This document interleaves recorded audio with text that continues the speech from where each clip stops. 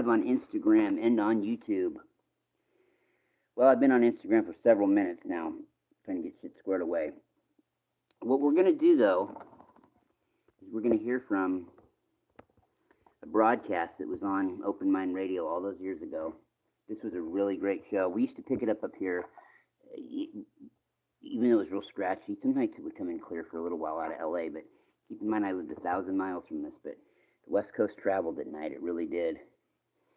It was really incredible how how the AM signals would just, they'd go all over halfway across the country if it was a clear night, and this powerful, one of the juggernaut stations like out of LA or Frisco or Seattle, Portland even, or, down south.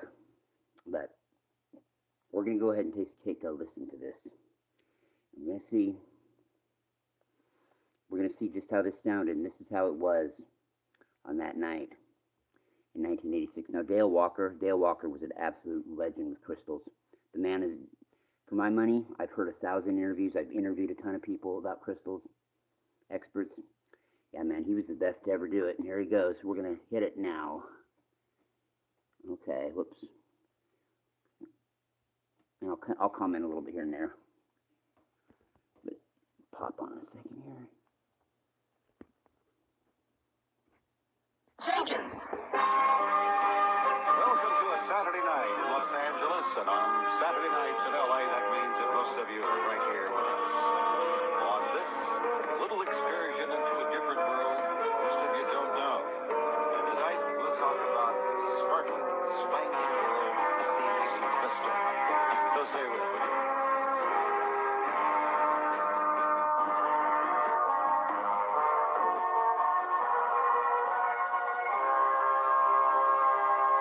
And when we talk about crystals on Open Mind, we have to go to the master.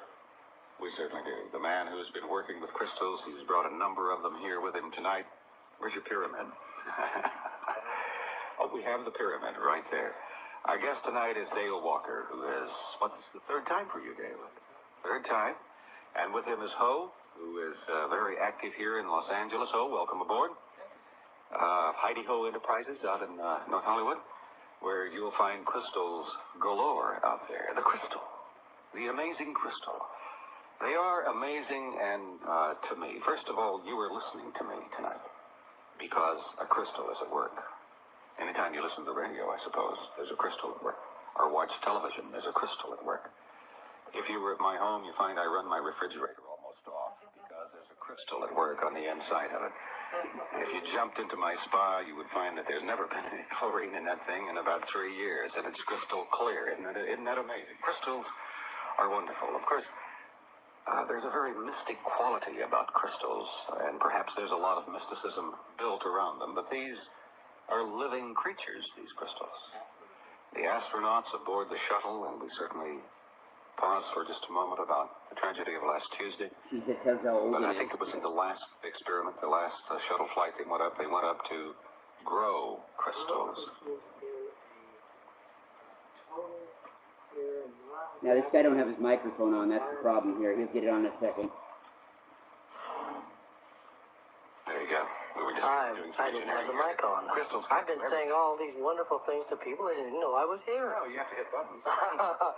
The marvelous thing about growing crystals in the particular environment they had was the fact that they're out of the influence of the pressures of the earth, and they can grow them in the most perfect type of environment, which creates a different kind of crystal.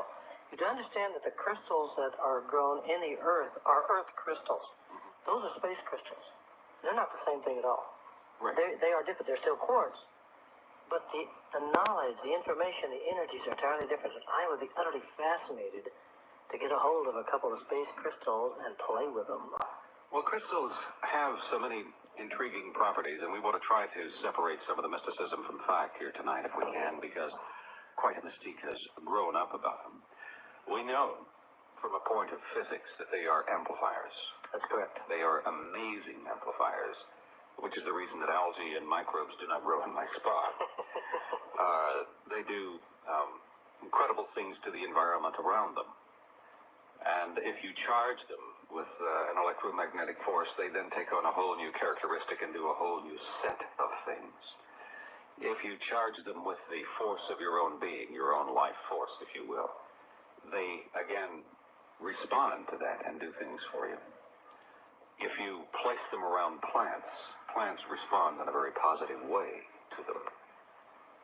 They are our friends, crystals. And in ancient times, this was known. So there's nothing new about crystals or the use of crystals. In ancient times, there was really nowhere near the emphasis that we have on jewelry today. Mm-hmm. When they created stones, they created them for very specific purposes. And the fact that they were beautiful, of course, those who had the richest, the most money got the prettiest stones, but the stones were not made for just ornament. The important stones on the raiment of the old priests of Egypt and all of those ancient cultures were not the diamonds and the rubies and the other things that they could have had. They were the quartz crystals. Those are the most important. As a matter of fact, what most people don't realize is when they mentioned, for instance, in the breastplate of Aaron, the high priest of the Hebrew religion, he had stones. Not only did he have a breastplate, which is solid gold and had 12 different stones on it, what they don't realize is he also had a girdle, kind of like a cummerbund around his waist, which also had stones on it, and he had stones in the back, a kind of a reverse tie, similar to the type of thing that you have in choirs. You know, this is sort of long, and stones were on the back there, and each of those stones were specifically spaced in a place on his body, which created special energy fields. This knowledge is very, very old, and was reserved specifically for the students of the mystery schools. It was not known to the general public because it was magic. Well, we've done some magical things on this show, Dale, with crystals. Yes. With Dr. Marcel Vogel, for one. Mm-hmm.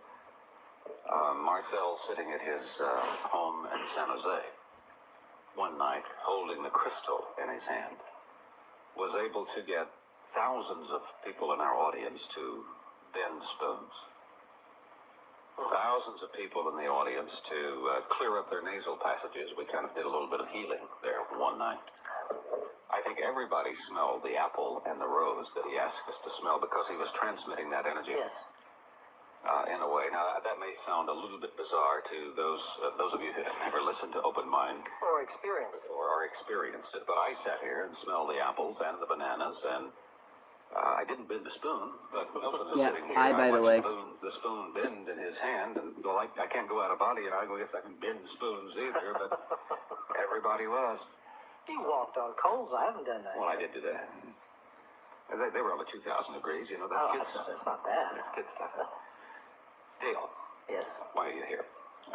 Why are we talking to you about crystals tonight? Can you give us a thumbnail sketch of yourself and why I can tell this group that this gentleman is someone to listen to when it comes to crystals? I started working with crystals 11 years ago, and people have asked me, how did you get into crystals? And I tell them, I beat the heck out of me. Okay. I achieved what some people would call a spiritual awakening. But it was no great blast with trumpets and spotlights and all this. I just simply woke up a little over 11 years ago, and it was on my birthday. I said, I'm tired of reading books. I want to go out and do it. And I had been interested in things of the mind, things of parapsychology, emotions. All these were utterly fascinating to me. And from that moment on, within 6 months, I had a crystal and was using for healing. Within a year, I was involved in a research group that sat for 2.5 years, channeling information about crystals, which we put into actual practice. We actually made it work. And within 2 years, I was traveling on the road teaching people how to use crystals, and I was the only one at that time who was actually doing that. Marcel, when I met him and talked to him roughly that period of time, was doing a lot of research with channeling groups, teaching people, using crystals to teach people how to channel and become mediums. You want to get information. Oshina, who's a lovely lady who works with Native American techniques and is fairly popular with that, she had a tradition of crystals all her life, but had not been teaching them. She hadn't gotten the message that she was supposed to do this. And Actually, I was the only one at the time who was out there waving rocks at people. Mm-hmm. And they used to say some very unkind things. You get rocks in your head too, fella. And I think the meanest thing, though, was my daughter.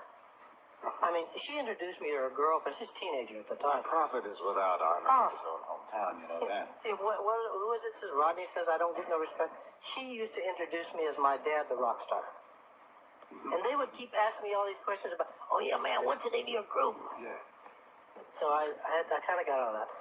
But I began to remember things. I began to know something. Somebody say something, I say, oh yeah, we'll do this, and all of a sudden, a remarkable event would occur. I would look at that and I'd say, how did I do that? How did I know to do that? And then I began to collect all of the things together because I have a mind that wants to know why. It wants to know the pattern of things. It wants to know why this works, why this doesn't work. And so my search has been twofold. I wanted to bring out as much information as I possibly can. Well, it's threefold. Two is to take that information and make it practical, make it usable. Because let me tell you, if you can't use it, what good is it? It just sits there and perks. That's like trying to fix something that's working, isn't it? Well, it's useless. It's just stuffs more stuff in your head. You've got too much in the head anyway. You need to be able to use things, my feeling. And the other one was, I wanted to know what are the principles behind this. In my world, there is nothing that isn't natural. Nothing that doesn't follow law. We may not know what that law is. We talked about Marcel broadcasting thought forms. Now, we know exactly how to do thought forms. Thought form is a picture that you build up in your mind powered by emotions. You broadcast according to whatever you desire to do. Now, he used the radio as a means of broadcasting. It was a very good way to broadcast thought forms because it moves on electromagnetic force waves.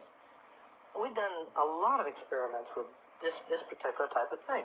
The crystal serves as an amplifier for all levels of energy, including thought. And this seems to be amazing to scientists, which I think is kind of funny. I don't know of a scientist yet that won't admit they think, but none of them will say they know what thought is. But they use it all the time. How can they use something all the time that they don't know anything about? And then get a little upset at me because I go ahead and do things and they say, well, you can't do that until you take it in the lab. And I say, well, where's your experiments with thoughts? Where's your experiments with emotions? Yet you use both, and you don't have any problem with that. Well, I can create phenomena, and I now know, or at least I have a very good idea of what's behind all that and how it ties together. I have a pretty good map in my head. You want to travel us down that map some here tonight? Well, let's take a very simple thing. One of the things I've always been fascinated by is the process that some people call healing. How does the body heal itself? Now, in modern medicine, they look upon the body as a physical thing which they have to patch up. Modern doctors today are patchers. They have to be that way. They're set up in a position where people come to them and they have to have a quick fix now. Patchers or cutters or pill givers? Well, but you see, that's a quick fix. And that's what they have to do. They have people who come in and they got to do something now. The people don't come to them when they first start. They have a little ache or a little cough or they're not feeling too good. They don't come to them then. They also don't go to a doctor and say, give me a maintenance program so I don't get sick. They come to them when they're just one foot on the grave and the other slippery. The doctor has to do a quick fix. Quickest fix is chemicals or surgery. Maybe they'll try some of the alternative methods, but not very much. Those two are really it. When we look upon, and I have always looked upon healing as a different thing. I've always seen healing as energy because I understood very clearly that pain is a signal from the cells that say that there's something blocking the energy going to the cells. If the cells had the energy, there'd be no problem because they would repair themselves. They do that automatically. And the process is built into the human energy system. But if something blocks the energy, a signal is sent out, and the major signal, the strongest signal of all, is called pain. Now, it's asking for energy. The type of energy it's asking for is bioenergy, the energy that feeds the living cells. That particular energy happens to be present in every living thing. Everything. Animals, plants, people, and crystals.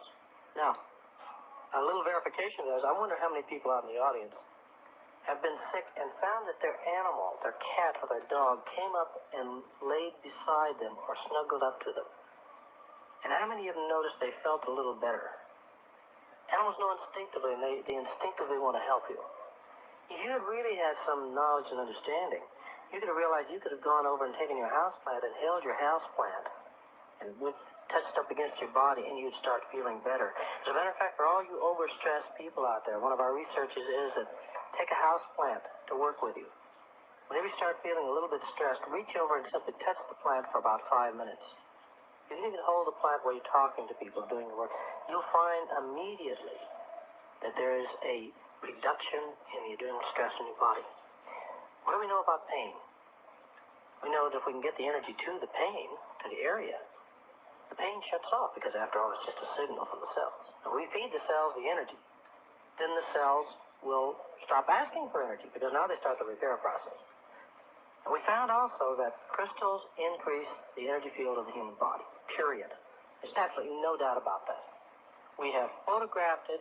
We have measured blood chemistry changes. We have measured it with a galvanometer skin response meter to measure the meridian points on the body for the conductivity of that point on the body, and invariably every single time we have a vast increase. We use dowsing devices, and we can show exactly the extent and the range of that movement. So we now know that we can do it. I can show and demonstrate every single time how this works. Because the crystal amplifies energy, if you place that amplified energy by either placing a crystal on the pain area, or you're holding the crystal in one hand, placing the other hand on the area, within a period of time that we determine to be somewhere between 15 to 30 minutes, you have a 97% probability you'll reduce or eliminate the pain. And that's you doing it. That's not us. And this is not practicing medicine, by the way. I want you to know that. I don't practice medicine. I'm not a doctor. This is giving the body the energy it needs to do its own healing process. Now, if you were practicing medicine, what you would do is try to shut off the signals from the cells so that you didn't experience the pain, but do nothing for the cells who are sending the signals in the first place. Just cut off its communication. It's even worse, because what's the purpose of the communication? Why is the cell crying out? The cry is pain. If you take the normal method of stopping the pain is a painkiller. Take a pill. The painkiller masses, or as you said, disrupts the signal from the cell to the brain. So you don't hurt because you're not getting a signal called pain. But you're not getting healed either. Well, it's even worse. There is a call for help. There is no response because you don't know anything's happening. Your mind-brain computer doesn't know there's anything wrong because it doesn't get the signal. If it can't get the signal, it won't respond. If it doesn't respond, guess what happens to your poor cells? They get worse. And this is why you take painkillers, you have what is known as a debilitating disease, which means it keeps getting worse and worse. Arthritis is a prime one for that one. Now, you know that it progressively gets worse. Why should it progressively get worse? Why doesn't modern medicine really take on to that? There are millions and millions of dollars that are spent for research into arthritis right now. Millions, looking for the perfect drug. Well, maybe it isn't a drug. Maybe it's something else. Maybe it's learning to cleanse the body. Maybe it's learning to tell the computer of the mind that there's a problem in a certain area of the body and telling the computer of the mind to repair that problem. After all, it created the problem. We have a computer mind which creates the physical body. And when it gets certain data, whatever that data is, it creates the physical. It creates pain, it creates disability. We are what we think. Oh, absolutely. More than that. And more specifically, not only what we think, but what we feel. We are much more what we feel than what we think. Feelings are the power. That's the key to the universe. And all the metaphysicians know that. Now, what's interesting about it is crystals help us to focus emotion. I teach classes on how to control your emotions. I mean really control that energy so that other people cannot affect you emotionally. They can't knock you off balance. You're always in balance. You're always stable.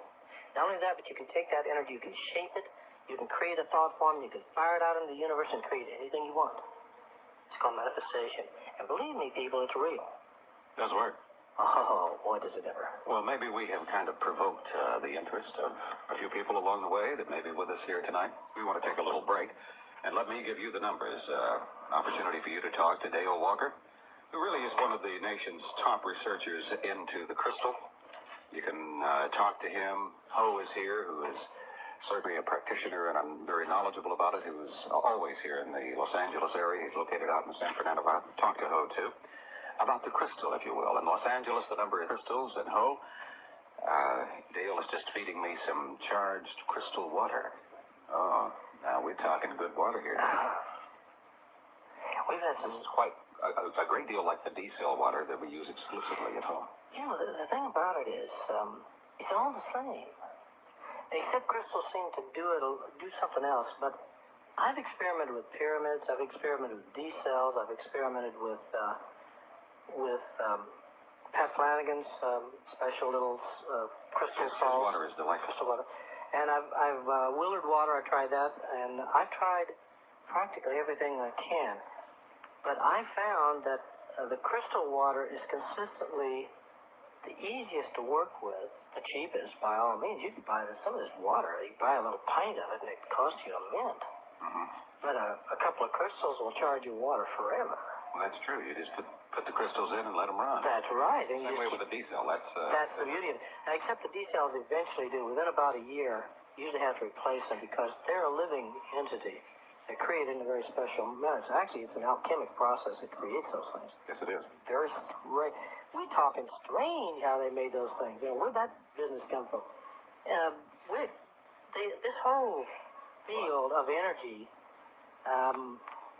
is getting into some realms that are driving physicists crazy. Yeah, they don't understand how you can take a crystal or a D-cell and put slime water from a swamp in it, and a few hours later it's crystal clear. Mm-hmm. They just don't understand that. Or you can put one of those little cells down into a glass container of seawater, and in 18 hours you've got crystal clear water. That's right. Charged and perfect. That's right. Well, we've done exactly the same thing with crystals, Mm-hmm. and are finding rather phenomenal effects. Now, one of the major problems that we find, I can see Ho saying, "My God, we're going to talk about water again." Water is a major concern in this area. It should be. Yeah, we can't live without it very much. Yes, and I think that anybody who is drinking water out of the tap has a death wish.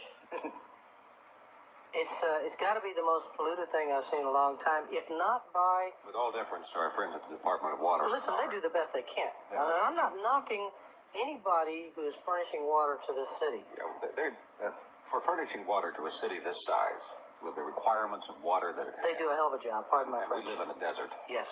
They do one Yes. dandy job. Yes. And But no cigar. And I won't give them a total cigar because the only thing they know how to do is to put chlorine in the water, perhaps a little algistat. But chlorine is a biggie. Now, they don't really know what chlorine does to the human system. But we drink gallons of the stuff all the time. I don't like chemicals in the water. I don't like it. What we found with a crystal in a glass of water, within 10 to 15 minutes, the chlorine taste is gone, and the smell of chlorine is gone. I mean, just like that. Well, overnight, it creates a tremendous change in the taste of your water. Mm-hmm. And that also, we have measured the energy changes that take place in the body when you drink it. Also, we've done a lot of experiments with animals. Now, I really like working with animals because they're not as suggestible as human beings are. Something either works for an animal or it doesn't. What we found is that when we use crystal charged water for an animal for a couple of weeks, and then we give them a saucer of water of one crystal charged, the other not crystal charged, they'll sniff the one and they drink the crystal charged water every single time. Every time we've tried this, the animal instinctively goes to the crystal charged water. And the same thing is true with food. We charge all the food that our animals eat. Well, I charge everything in the refrigerator with crystals. Yeah, you rascal. You enjoyed that, didn't you? Oh, listen, I keep that thing almost turned off, and I love it. It's one of those. Well, you know, this is a funny thing. I've done this a dozen times, and I think I mentioned the last time I was here that when I did this in a radio show in Berkeley, California, the individual there was a very erudite and a very intelligent individual. He loved the show, but he said, Dale, I just got to pick a bone with you. I'm not buying that crystal in the refrigerator bit. That's just a joke, isn't it? I said, well, no, it's not. It was my experience. And he teased me about it a little bit. I acted a little bit. I said, all right. I went out to my car, and I picked out a nice little amethyst cluster, and without him seeing me, I went to his refrigerator, and he has a nice big garden in the back. He's quite a vegetarian. And I kind of snuck it underneath some of his vegetables. Didn't say a word to him. 2 days later, 2 o'clock in the morning, I got a call. And I said, I'm just barely awake, just barely alive even at that time. I answered the phone and said, yeah, what is it? And his voice says, this is Will. I said, Will who? He said, well, Will Nofsky. What I want to know is, what are you going to do about all my vegetables are frozen? And I fell out of bed. I was laughing so hard, I fell out of bed. Finally got back on the phone, tears running down my face. I said, but Will, you don't believe in that, remember? And he had to admit, and he still has that cluster in his refrigerator. It works. Now, why? I don't know. But let me tell you another little story. Well, I'm going to tell you, when you were here last, you told me about putting in a refrigerator, and indeed you gave me a little crystal. You always have a pocket full. you and Gail. Got your crystals with you all the time. Isn't she, sweetie? Yeah, she's lovely. So I dutifully took the crystal home, stuck it in the refrigerator. That was like early Sunday morning before I got home. Because, as I recall, we went out and talked all night long, which quite often happens after the show. The best show is over at Denny's. Absolutely. And stuck it in there about 2 or 2:30 in the morning, and forgot about it until I went in Sunday afternoon to get one of my beloved bottles of beer. Yes. And guess Was what? that a cold bottle of beer? No, it had already busted the top out of it, and it was frozen. and the veggies were ruined, and I was going to send you a bill, but we overcame that. We just almost turned it off, and that's the way it's been ever since. Now let me add a couple little anecdotes to go with it. My daughter used to live with me before she was married, and she came back, and she first thing she does when she comes home, she kind of does a little cleanup because she knows Daddy's a bachelor, and you know how bachelors are anyway. She thinks it's one up for I haven't been one since I was 20, so I don't. Well, the girls know. But anyway, she goes in there and she cleans out my refrigerator. And she always does this because she resents the fact that some things inside it start moving around when she looks at them. But when she did so, she was back before I put crystals in the refrigerator. She automatically adjusted the refrigerator back to the old setting it used to be, and I had a 1/4 of an inch of ice on my corn. Mm-hmm. Now, anecdote number 2. I went to and did a show with an old friend of yours, Hillary St. Charles. Oh, yeah. It was down in Aptos at a little radio station. And he told me a story about one of my students who gave him a little cluster and said, put it in your refrigerator. Now, the only problem was he lives in a trailer and he has a propane refrigerator.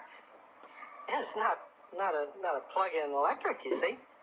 And he was told, my friend told him to note temperature changes inside. He said no change in the temperature, but he used 30% less propane. Now you figure that one out.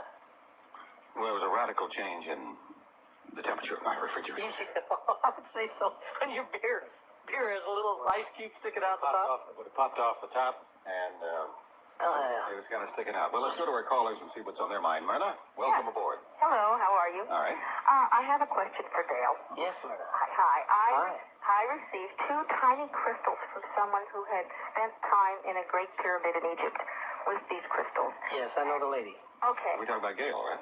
No, she's talking about lavender. Oh. No, No?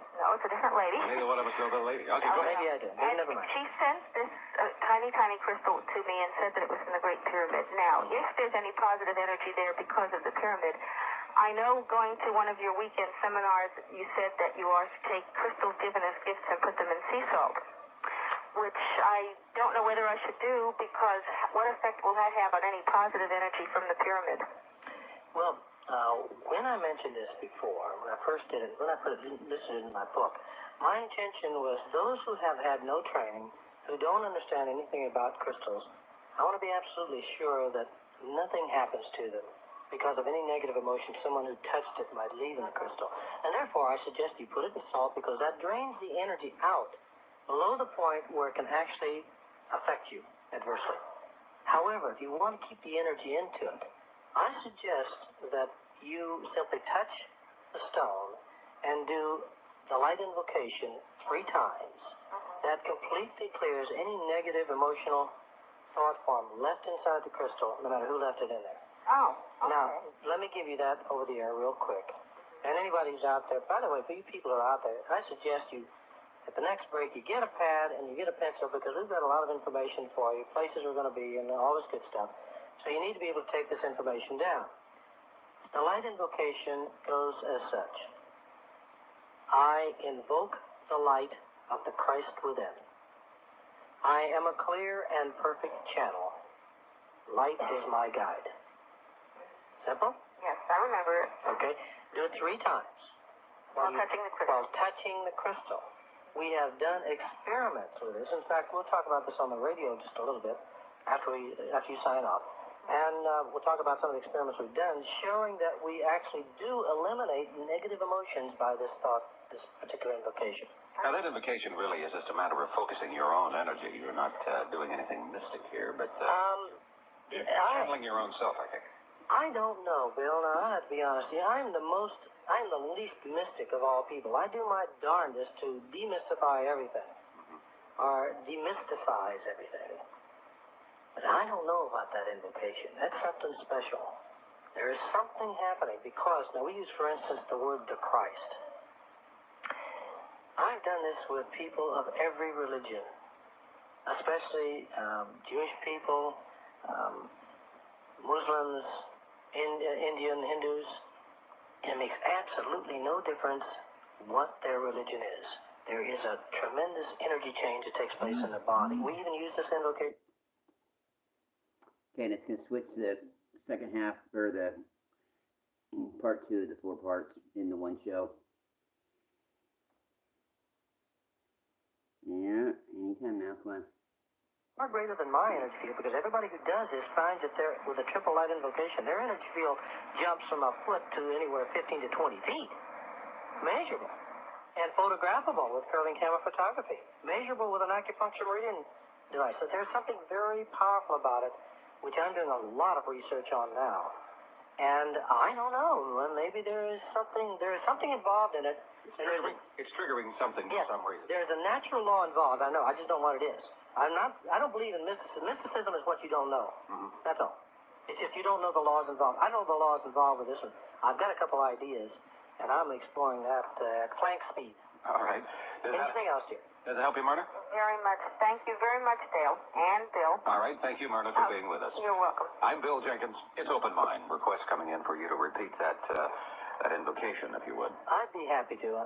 If each of you right now, if you haven't got a pencil on a piece of paper, I'm going to do this slowly, and so that you can catch it and write it down. So if you will, the light invocation goes as such. I invoke the light of the Christ within. I invoke the light of the Christ within. I am a clear and perfect channel. I am a clear and perfect channel. Light is my guide. Light is my guide. That's simple, isn't it? I invoke the light of the Christ within. I am a clear and perfect channel. Light is my guide. That's so simple I can have it memorized within a month. Well, you're exceptional. That's the only reason. I haven't even learned my wife's new telephone number where she works, and she's only been there. They changed it about 6 months ago.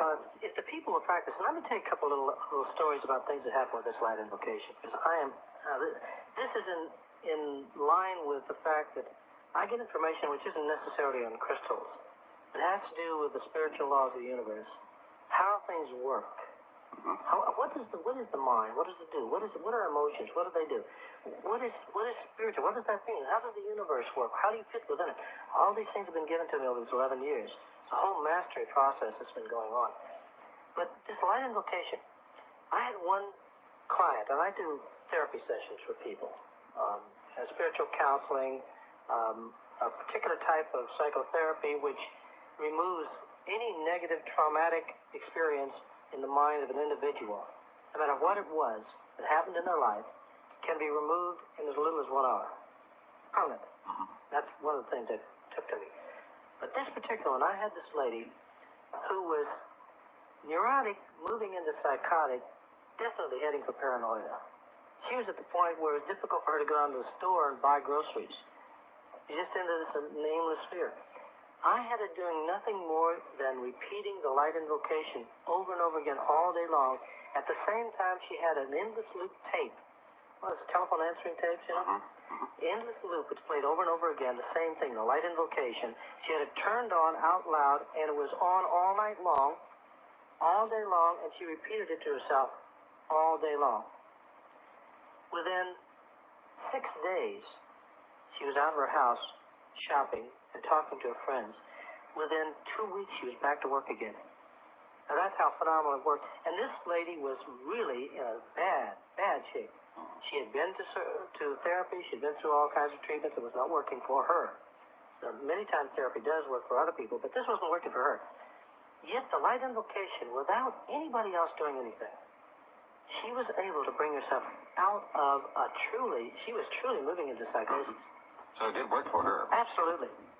And I don't know how well it would work for someone else, but boy, I am really... We know it worked for her then, you say? It did work for her. I got one winner. You got one winner there. Let's see what Meredith has on her line. Hi, Meredith. Hi there, how are you? Hello, Meredith. Good, hi. I have actually two questions regarding crystals. The first one is, are there different kinds of crystals? And if there are there different kinds that are good for, different things? I mean, there's one better than another for certain things which you wish to take care of. And the other question is, where can one obtain crystals? Boy, can I answer number two. Number two is here. Number two, yeah. As a matter of fact, we have a whole thing set up tomorrow, Monday, and Tuesday at the Live and Learn Center in Sherman Oaks, and the whole will give you that in a little bit. But let me answer your first question. And we are really here this time with the largest selection of crystals that any crystal tour has ever had. A phenomenal selection so that people can get what they want. Last time they were very unhappy with us because we had no idea of the incredible audience that your show has. We had no idea of the kind of response we get. We have to thank crystals for that. This time we're prepared, by Joe. And at any rate, the answer to the first question is almost every element will form a crystal. Or combinations of elements will form crystals, because the crystal form is the movement of an element into growth, into something different, into an energy form, which is called a crystal. This is like a plant. The element is a seed. When it receives oxygen from water, it begins to grow. And it's the same thing's true with crystals. And in fact, the energizing effect truly occurs when it grows in its crystal form. Quartz crystal that is not a crystal is called silicon or sand. Silicon or sand, to the degree it has quartz in it, is energizing. By itself, pure silicon has an energy, but is nothing like the crystal form. And any other element can do the same thing. All jewelry, gems, are crystals, and all of them have some benefit. The other part of your question is, well, what about different ones, and do they do special things? Yes, they do. It's the color that's the key. The color causes a vibrational effect on the energy field, mainly the emotional energy field of the body, since color is emotion that you see. And the proper color can cause a vibrational balance, or an improper color can cause an imbalance. But more than that, we know that we take a clear quartz crystal, it has the effect of working on all color bands, because the clear prismed has all the colors in it.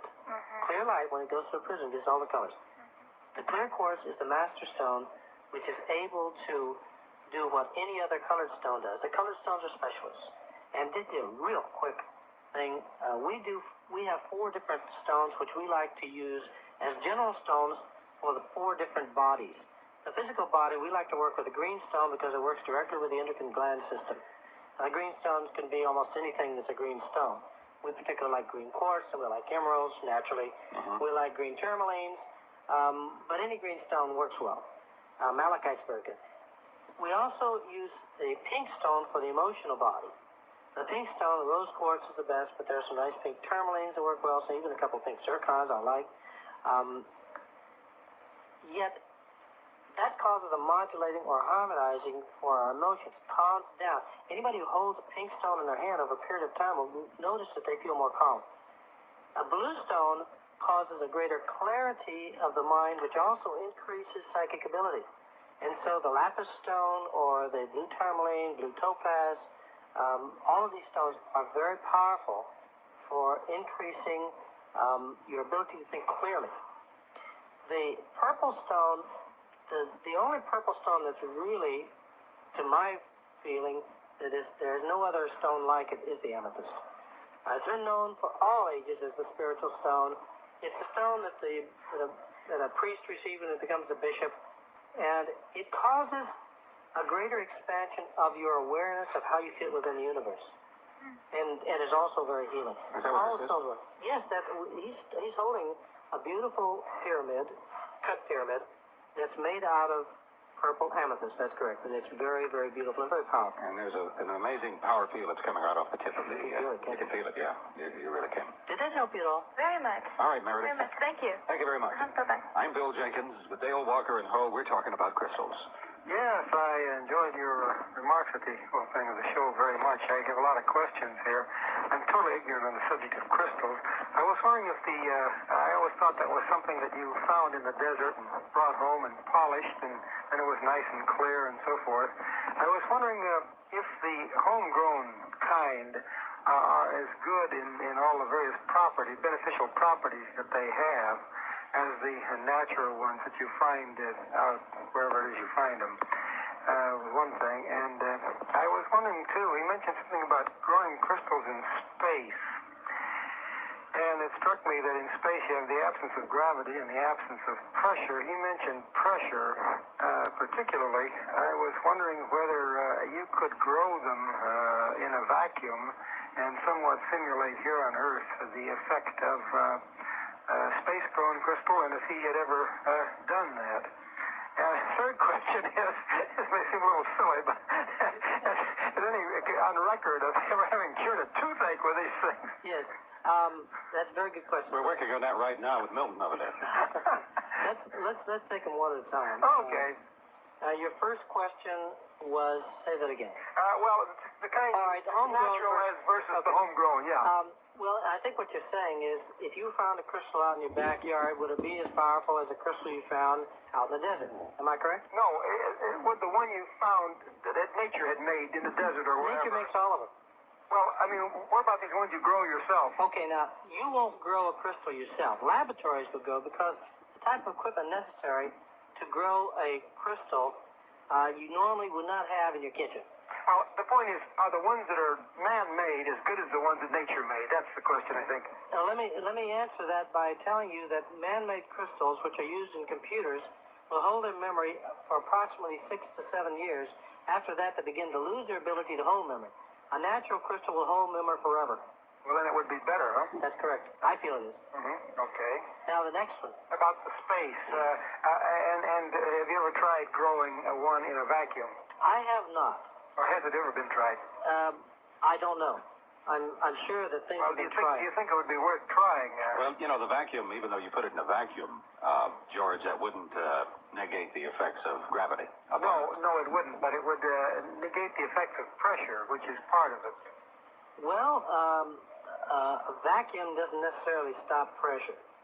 You still have atmospheric. Well, you don't have atmospheric pressure. Okay, That's what you're getting rid of. Yes.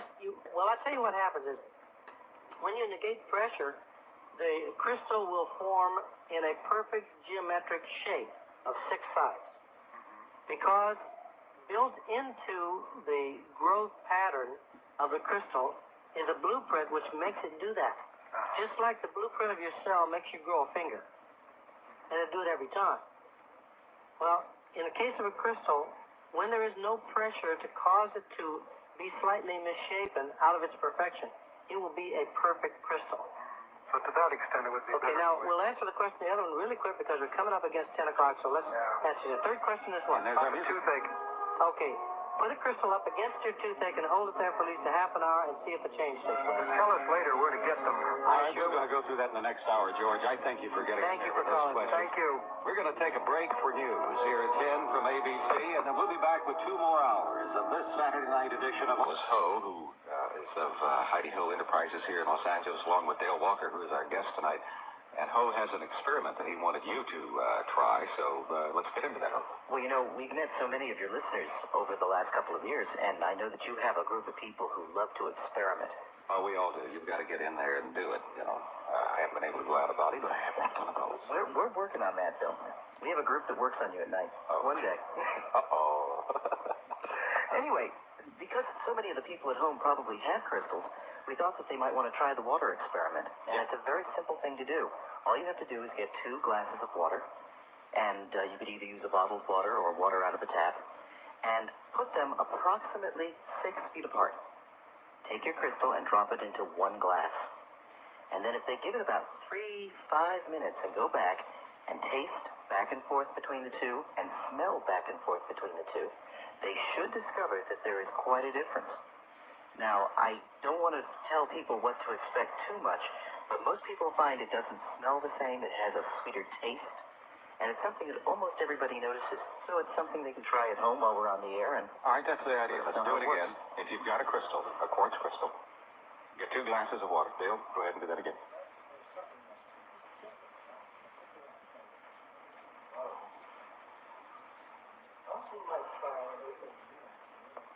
Wait a minute. You're not coming through over there.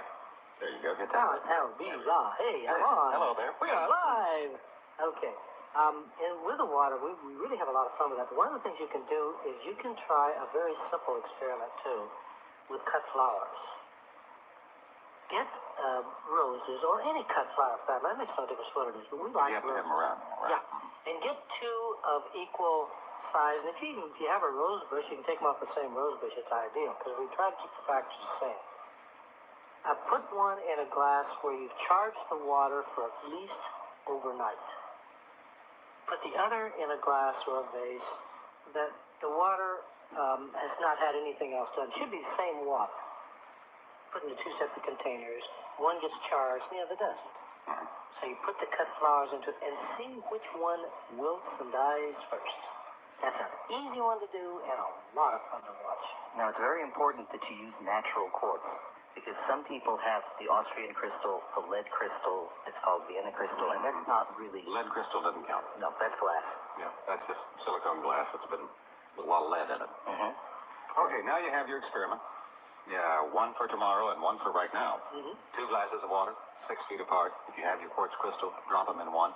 And we'll cue you here in about, let's say 10 minutes. Let's give them time to do it. About 20 minutes after, we'll cue you to taste and smell the water and see if you find anything different. And then I'd like for you to report in if you did, okay? Let's go to Francis. Hello, Francis. Hi. I want to know, is there some way a special way to choose a crystal, or will any crystal do? I love that question because when my people in classes or in lectures, when they ask me, how do you choose a crystal? And I say, you don't. You choose you. Well, the corollary to that is the way to choose a crystal, if I give you no logical way to choose it, you'll choose it by the only other option you have, and that's intuition. And it's done through the senses. Choose a crystal you like. Choose one, you may like it because it's clear, or maybe it's cloudy, or maybe it's colored, or maybe it's small, or skinny, or fat, or large. Makes no difference. How about cheap or expensive? I have found some of the cheapest crystals the most beautiful for me, most powerful, most loving, and yet I've paid a lot of money for some others. There's no rule for that. Expensive does not make it better. Okay. Now, how big should it be when you to put it in the refrigerator and it makes your refrigerator colder and your water clearer? Is that right? Well, we usually use 2 different types of crystals for that. The one we use for the water is usually, about an inch, say, or an inch and a half long. And the ones that we use for the refrigerator are clusters. Now, any kind of a cluster, either clear or amethyst or even smoky, will work. But the one we found to be the most effective, and I don't really know why, is the amethyst cluster. An amethyst cluster of about, say, 3 inches in diameter in the upper shelf of your refrigerator. If it's an older refrigerator, it will usually cause it to be more effective, and you turn it down to usually pretty close to the lowest increment. Newer refrigerators, it's not quite as much a dramatic change because they're pretty efficient anyway. Well, how old do you mean? Well, anything over a couple of years. Oh, okay. Well, I have one of the side-by-side refrigerators, and the crystal I have in there is just a regular crystal about the size of your thumb. It's not a cluster? That's not a cluster. And I have to keep that thing turned almost off. And the crystal I have in the spa, which is about 350 gallons, I guess, of it, is also about the size of your thumb. Does that make the spa warm? No, that makes the spa clear. Oh. No chlorine. That's right, and no algae. Wanted to ask you one other question about the invocation. Sure. And you said that saying that over and over was very beneficial. And it sounds to me as though it's just the same thing as mantra repetition. You know, I really think it is. I think it's a It's a particular mantra, there's no doubt about it. Yes, it has a rhythm. Mantras have a specific purpose. A mantra has a very specific rhythm which drops the mind into an altered state, which I consider to be in the alpha theta range, which is a level at which you begin to, all your systems begin to go into calm, begin to go into relaxed, stable, balanced position. And that's what causes this effect of your energy amplified. When your mind and body are centered and in balance, your energy flows much more powerful. And all athletes know this, because they talk about concentrating, getting centered, getting grounded, getting focused, and eliminating stress, forgetting about their fear, focusing. They do that, their energy comes up. When you work with this particular invocation, however, there is something else involved. It isn't just any mantra. And I have tested hundreds of mantras.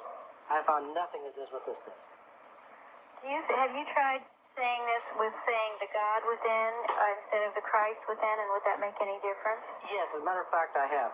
I went and got a book on all the gods and goddesses that I could find, and all the religious names and figures, and we did a long experiment to see what happens. What's interesting is some of those actually weaken the body, some of them increase the energy field of the body.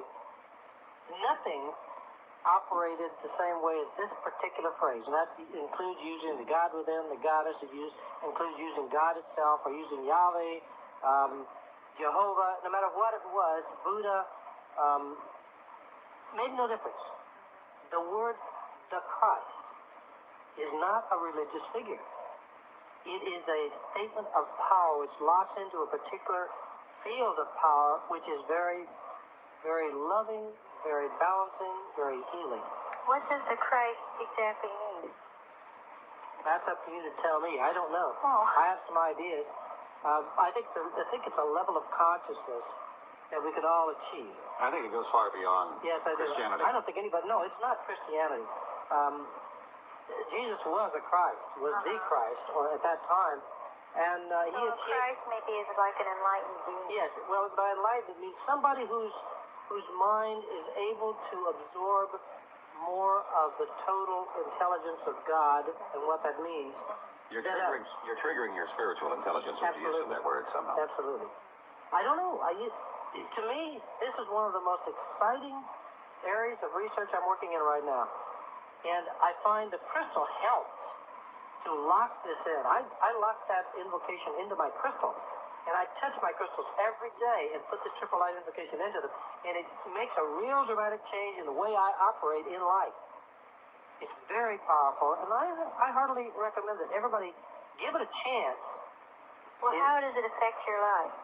And do you carry the crystal or wear it or what? I wear a crystal. I carry a crystal. I have suitcases full of crystals. The back of my car is filled with crystals. My house is filled. Are you kidding? We call him Johnny Crystal Seed.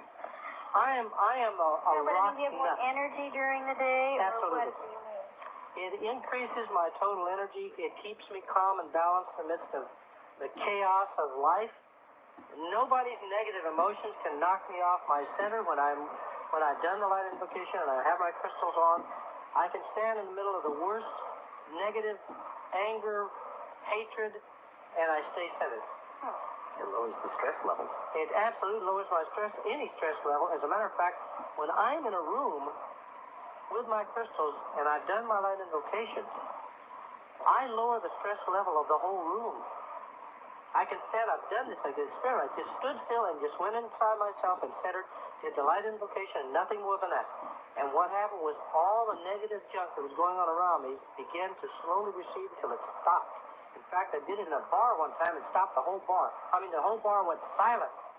And they all just stood and looked at me. And I was just sitting there irradiating this light coming out of me. And they all just shut up. It was phenomenal. I left because I didn't want to ruin their party. You hate to go to a party and ruin it, do you? Well, I never do that. thank you very much. I presume you're going to tell us where you're going to be tomorrow. We sure will, dear. Thank you for In fact, Francis, I'm glad you asked that question. And, Ho, if you would, why don't you fill us on where we can see Dale and see the crystals and all of that stuff. Well, as Dale said before, we have brought together what has got to be one of the largest collections of crystals I have personally ever seen anywhere. Well, that's got to be a lot. It is. It's incredible. There's no way to describe how much crystal we have. lots of rocks. Just lots of rocks. And so in anticipation, we have a room at the Live and Learn Center, which is in Sherman Oaks. That's 13735 Ventura Boulevard. And the Live and Learn Center will be there on the 2nd, 3rd, and 4th, Sunday, Monday, Tuesday. And we will be there from 11 in the morning till 10 at night with crystals and people there to answer all the questions and to talk about what they do. And in addition, Dale will be doing 2 free lectures each day, one at 2 o'clock and one at 7:30. Now, that's tomorrow, Monday, and Tuesday at the Live I'm and Learn going to be out Center. there playing, waving rocks at people. What was that address again? That's 13735, 13735 Ventura Boulevard, from 11 in the morning till 10 at night. What's the cross street there? I think it's Ventura and Woodman. Woodman? I think so. Okay, you're east of the San Diego Freeway. Yeah, well, Sherman Oaks is not really that big anyway, so it's very difficult if you get on Ventura in Sherman Oaks to find it. Should be easy to find. And if you missed that address, we'll, of course, have it for you a little bit later as we go along. With me is Dale Walker. And Ho, I'm Bill Jenkins. We're talking crystal. And with us is Dale Walker, the Johnny Crystal Seed of America, and Ho of Heidi Ho Enterprises out in North Hollywood. When we're talking crystals, you're talking to 2 of the people who know more about it than anybody else, and that gives Charlotte a chance to find out some about crystals. Hi, Charlotte. Hi. Good evening, gentlemen. It's really a privilege to be able to speak with you. I brought a couple of crystals back. Actually, I'm not sure they're even crystals. They're fluorites. Are you familiar with those? Fluoride is a crystal, yes. Oh, okay. It's not a member of the quartz family. All right. That was my question. If they were able to be used as well as the others, I've got them in a bright yellow and a green. No, it's a blue and a smoky purple color, and they're shaped in a pyramid kind of shape, double pyramid. Yes. Yeah. It's called an octahedron. Right. Okay.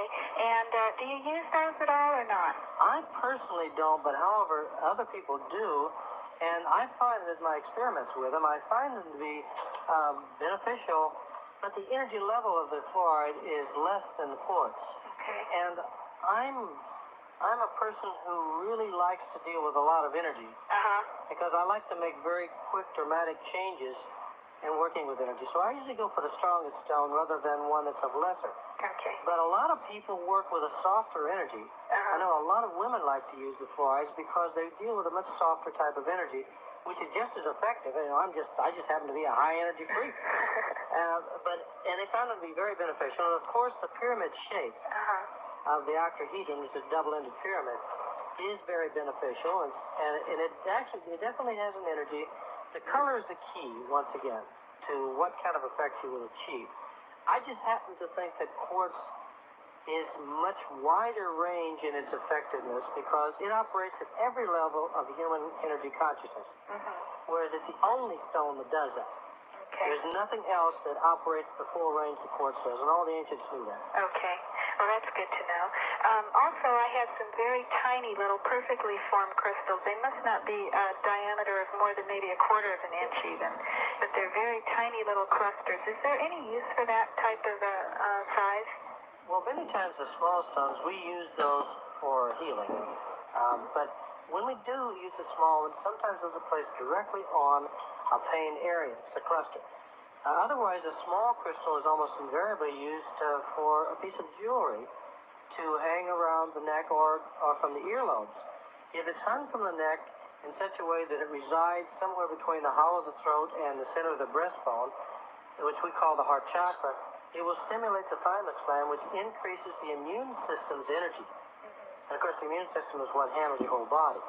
If it's worn as earrings over the earlobes, both left and right, we do not recommend you wear one earring. You wear both left and right and use the light invocation as a balancing technique. It has a tendency to help to balance the right and left hemisphere of the mind, giving you a much more clear and balanced thinking and logic and intuitive process in balance rather than being one or the other. Okay. I have your book, and I also have another book, and I enjoy it very much. I know there's something about you. I have another book, too, that I started to read, and they talk about power rods or energy rods.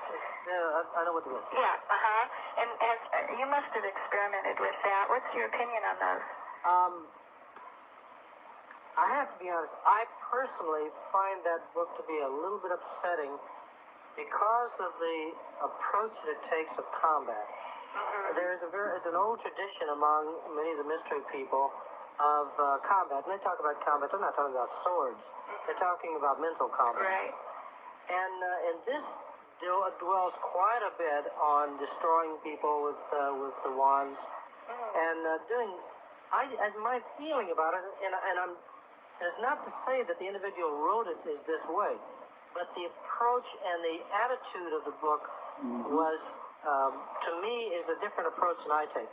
I'm much more in teaching you how to do loving, balancing things and to wipe out your psyche from 1,000 miles away. Oh, definitely. Now, along with that, I will have to say that I found the information to be very accurate in most cases. He knows what he's talking about. In some cases, that's a little more frightening than if he didn't know what he's talking about. Because he passed on some information which people may end up taking and using in a very, could be, destructive way. So I have to say that it's very well done. It's most accurate. I'd say he's got about 85 to 90% accuracy, and I find it a little frightening. Well, if you use that for beneficial or benevolent ends, I suppose, then that would be okay. Then you could use it. It doesn't have to be used in a negative way. And I have to say, I haven't read the whole thing, and so that comes as a little bit of a surprise to me. I didn't realize that type of intent was even in there. Well, maybe I read more into it than I think, but this has been Okay, here comes part 4. This is the last half hour of it. Open Mind Radio, 7 years, 79 to 86 on Los Angeles KABC, Saturday nights from 9 to midnight. With that kind of an approach. Yeah. I would have approached it in a much different way to teach people how to use the wands, to extend their energy out, to help people to change in the environment around.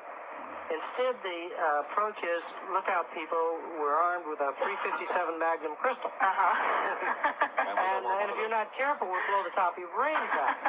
I'm exaggerating a little, but I only wanted to tell you, this was my personal experience with it, and at the same time, I want to compliment the writer on doing a very good job. It's just, that's not an approach I would have used. Yeah, I understand. Okay, does that help you, Sean? Thank you very much. All right, thank you very much for calling. By the way, you can go ahead and taste your water now. And see if you notice a difference, and if you do, check in with us. Okay. Let me give you the check-in numbers, 520-TALK, all those, at Alexandria 2 Bookstore in Pasadena. Alexandria 2 was the largest selection of metaphysical videos in Southern California, and over 4,000 book titles on subjects from astral projection to UFOs. And now, meet Bob Treach, expert in the field of UFOs, presenting a lecture and slideshow at Alexandria 2 on Sunday, February 9th at 2 p.m. Then mark your calendar to meet Dale Walker, author of the Crystal Book, at Alexandria 2 on Tuesday, February 25th, to elaborate even more on crystals that he's doing here tonight. Autograph signing an hour before the lecture, which begins at 7:30 p.m. That's Alexandria 2 Bookstore, 3686 East Colorado Boulevard in Pasadena, at the corner of Rosemead in Colorado. Call for lecture reservations and information at area code 818-792-7885. That's 818-792-7885. KBC time now is 32 minutes past 10 o'clock on a Saturday night. Our good friends at Alexandria 2 there. Dale, you're going to be over there, I understand that. Yes, I'm going to be there. hit your button. Yes, here I am. Well, I'm back. I keep forgetting. I'm not one of these radio people. I keep forgetting to push this little button. Yeah, push your button. But I will be at the Alexandria bookstore. Right. And it will be February 25th. 25th at 6:30. You'll be autographing, and at 7:30 there's a lecture on crystals. It's going to be the 25th of February. Right. 6:30. In fact, you have a number you can call to find Dale's schedule because he's going to be in town most of February. If I can just do this very quickly, I mentioned the Live and Learn on the 2nd, 3rd, and 4th. And on February 7th, 8th, and 9th, Dale's going to be at the Whole Life Expo. There's going to be a crystal panel on Friday, and on Saturday he's got a crystal intensive. And then February 15th and 16th, he'll be doing his crystal healing workshop, and that will again be at the Live and Learn Center. The 21st, he's starting a new workshop. This is a totally new thing called Chrysalis. And I'll let him talk about that in just 1 second. I want to give out the number for Heidi Ho, which is 818-761-0945. And there they can get all of the The details. whole rundown on the entire tour. Once again, it's always better to repeat it. 818-761-0945. All your people out there must have a pad and a pen waiting for all this. Because you do get a tremendous amount of information. Well, I have the finest audience in radio. No doubt about it. I really think so. And we'll give you those numbers a little bit later, but if you call that, the 818 number, 769-0945, they can give you more details than we have time to go into here because of some of your lectures. I know this is cost involved in some of your intensives and things, and so you can get all of that, those facts from Dee. Dee. We'll be answering the phone up there tonight. All right, are we ready to go to Georgia? Georgia, what's on your mind, hon? Hi. Well, I want you to know we're not only filling up 2 pieces of paper, but we're taping the show. We love your show. Oh, thank you. It's marvelous. We look forward to Saturday night so we can hear you. Well, I look forward to being with you. Wonderful. I'd like to ask Dale a number of things. Number one, what about diamonds? And in particular, our interest is we want some relief for lung cancer, and we were wondering what color crystal would be best for that, and what would he recommend? Okay, let's do. I'll answer your questions. Let's take one at a time. Thank you. When I have a whole lineup of things into my mind is running about 12 tracks. I know. One at a time. Diamonds. We found that diamonds really do not respond to the human energy field very well because they're a very high frequency vibration. And they do work very well when you're moving up into very high frequency thought levels. So if you intend to do tight band telepathy, they're excellent. And we always joke about it and say they're great for intergalactic communication, but not too great for helping pain. But if you connect a diamond with a quartz crystal, it becomes something else again, because the quartz then becomes the vehicle through which you can make changes in your, what we call the crown chakra, or the upper mind spiritual levels. But that's a very advanced type of thing that you can't get into. Now, your next question is having to do with a stone for cancer. I do not prescribe anything. We have had some definite responses to in special controlled conditions, using doctors' permissions, of course, with cancer patients of all types. We do have a specific energy balancing technique for cancer in the healing workshop, which has had some very good response, and we don't have any definitive research to prove anything on this. It's just that our indications are that we definitely could make a change, beneficial change. The other thing is, I would never give that out over the radio because it's not that simple a thing. There's no quick fix, but there is a particular therapeutic energy balancing process that we have found to be most beneficial, which will and can and will be taught in the workshop. Okay. And how do we get there? At the Live and Learn Center, and the address, 13735 Ventura Boulevard, and that's from 11 in the morning till 10 at night, with the lectures at 2 and 7:30. Now, the workshops, everything that we're doing, for some reason, just happens to hit at the Live and Learn Center. That makes it very convenient, because whatever we're doing, you have one address, you don't have to worry about it. Usually, I'm doing a workshop in maybe 5 different places.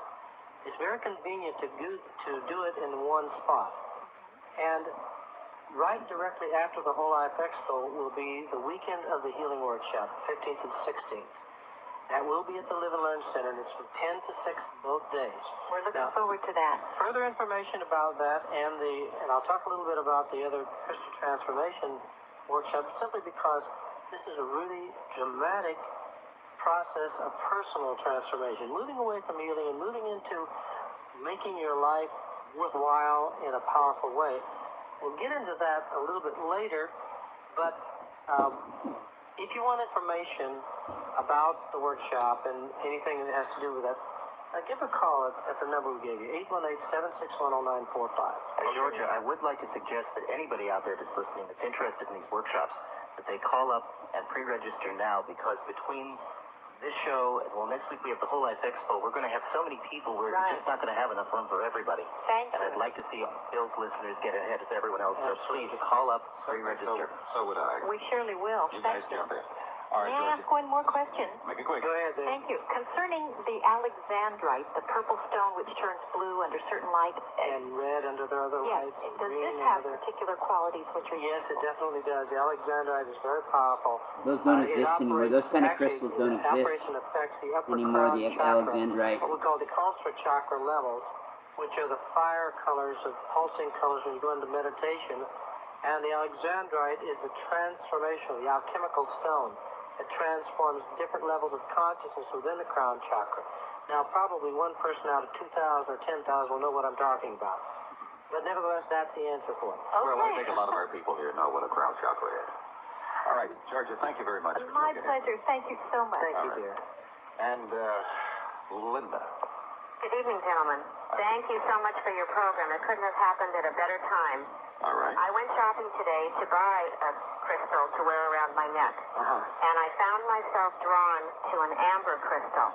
Yes. And I'd like you to tell me about that. And also, my birthstone is topaz, since I'm a Scorpio. And I'm wondering if that has any correlation, and would it be better because of that? Well, the last time I was drawn to an amber crystal, it turned out to be a Michelob beer. I was just kidding. It looks so neat as a pendant around your neck. Let's start with amber. Now, if you're talking about the fossilized resin, Baltic or Mediterranean amber, that's not a crystal. Okay. That's a fossilized resin from trees, basically, millions of years old, and that definitely has an energizing effect, but it works more specifically on the electrical energy field. It does not work as much on any of the other fields as other stones do. However, if you had an amber stone, such as amber-colored stone, such as a citrine, it is a quartz and does work specifically on the emotional energy field for the lower three chakras, having to do with more of the physical body or the animal body, if you will, the unconscious functions of the body. It also works very well for colds. Citrine stone works very good for getting rid of colds. My partner Lori loves them. She recommends all the time. And also they're very good when they are in earth tones, such as the yellows, orange, and browns. They're very good for keeping you in the physical body, the process we call grounding. Now the topaz. Topaz is a beryl silicate. It's a member of the beryl family. It is a cousin to the quartz. All the body energizing stones are members of the silicate family. That's what we found out, because the human body has more silicate in it than it has of any other mineral. So we found that the topaz definitely has a healing, balancing, energizing effect. We use them occasionally, but we find that the colors can usually be duplicated with the citrine, and they're cheaper than topaz. But if you have a topaz, it's an excellent stone. Now, I didn't buy the amber because something about it I wasn't sure, and I was going to go back tomorrow. So you helped me with that. Well, if you would be interested, come over to the Live and Learn Center. I will, because I am We have a tremendous selection of things, which I think you'll find whatever you want. Okay, and then one more short question. Sure, dear. When you're going to be wearing the quartz, the quartz crystal, Yes. is it best to wear it against your skin? Is that okay? That my phone must have went. Either that or they're going to the last part. Or will they come back on? If not, that was the end of yeah. Alright, well, sounds like that was the end of it. I thought it went on a little bit longer. I thought this particular episode was a little bit longer, but I guess not. It's one thing. It's another. Let's see, what did I miss? Okay. We were on part 3 of that interview. They're, 3/4 of the way in. Okay, so yeah, here's this show. Okay, so 4 or 4. Let's see where he is here. 3 or 4. Let's see where we are here.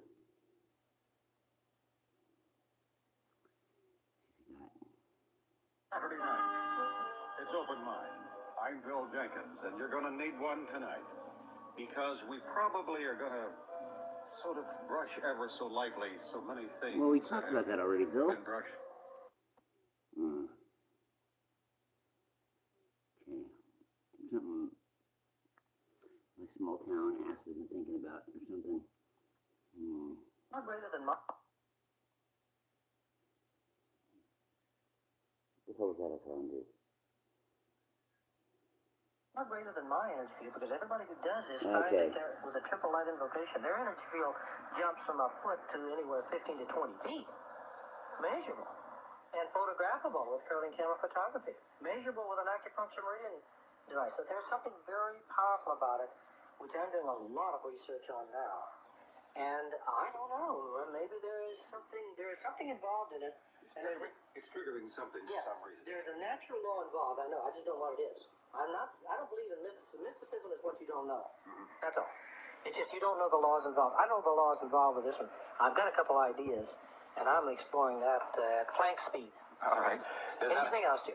Does it help you, Myrna? Very much. Thank you very much, Dale. And Bill. All right. Thank you, Myrna, for being with us. You're welcome. I'm Bill Jenkins. It's open mind. Request coming in for you to repeat that invocation, if you would. I'd be happy to.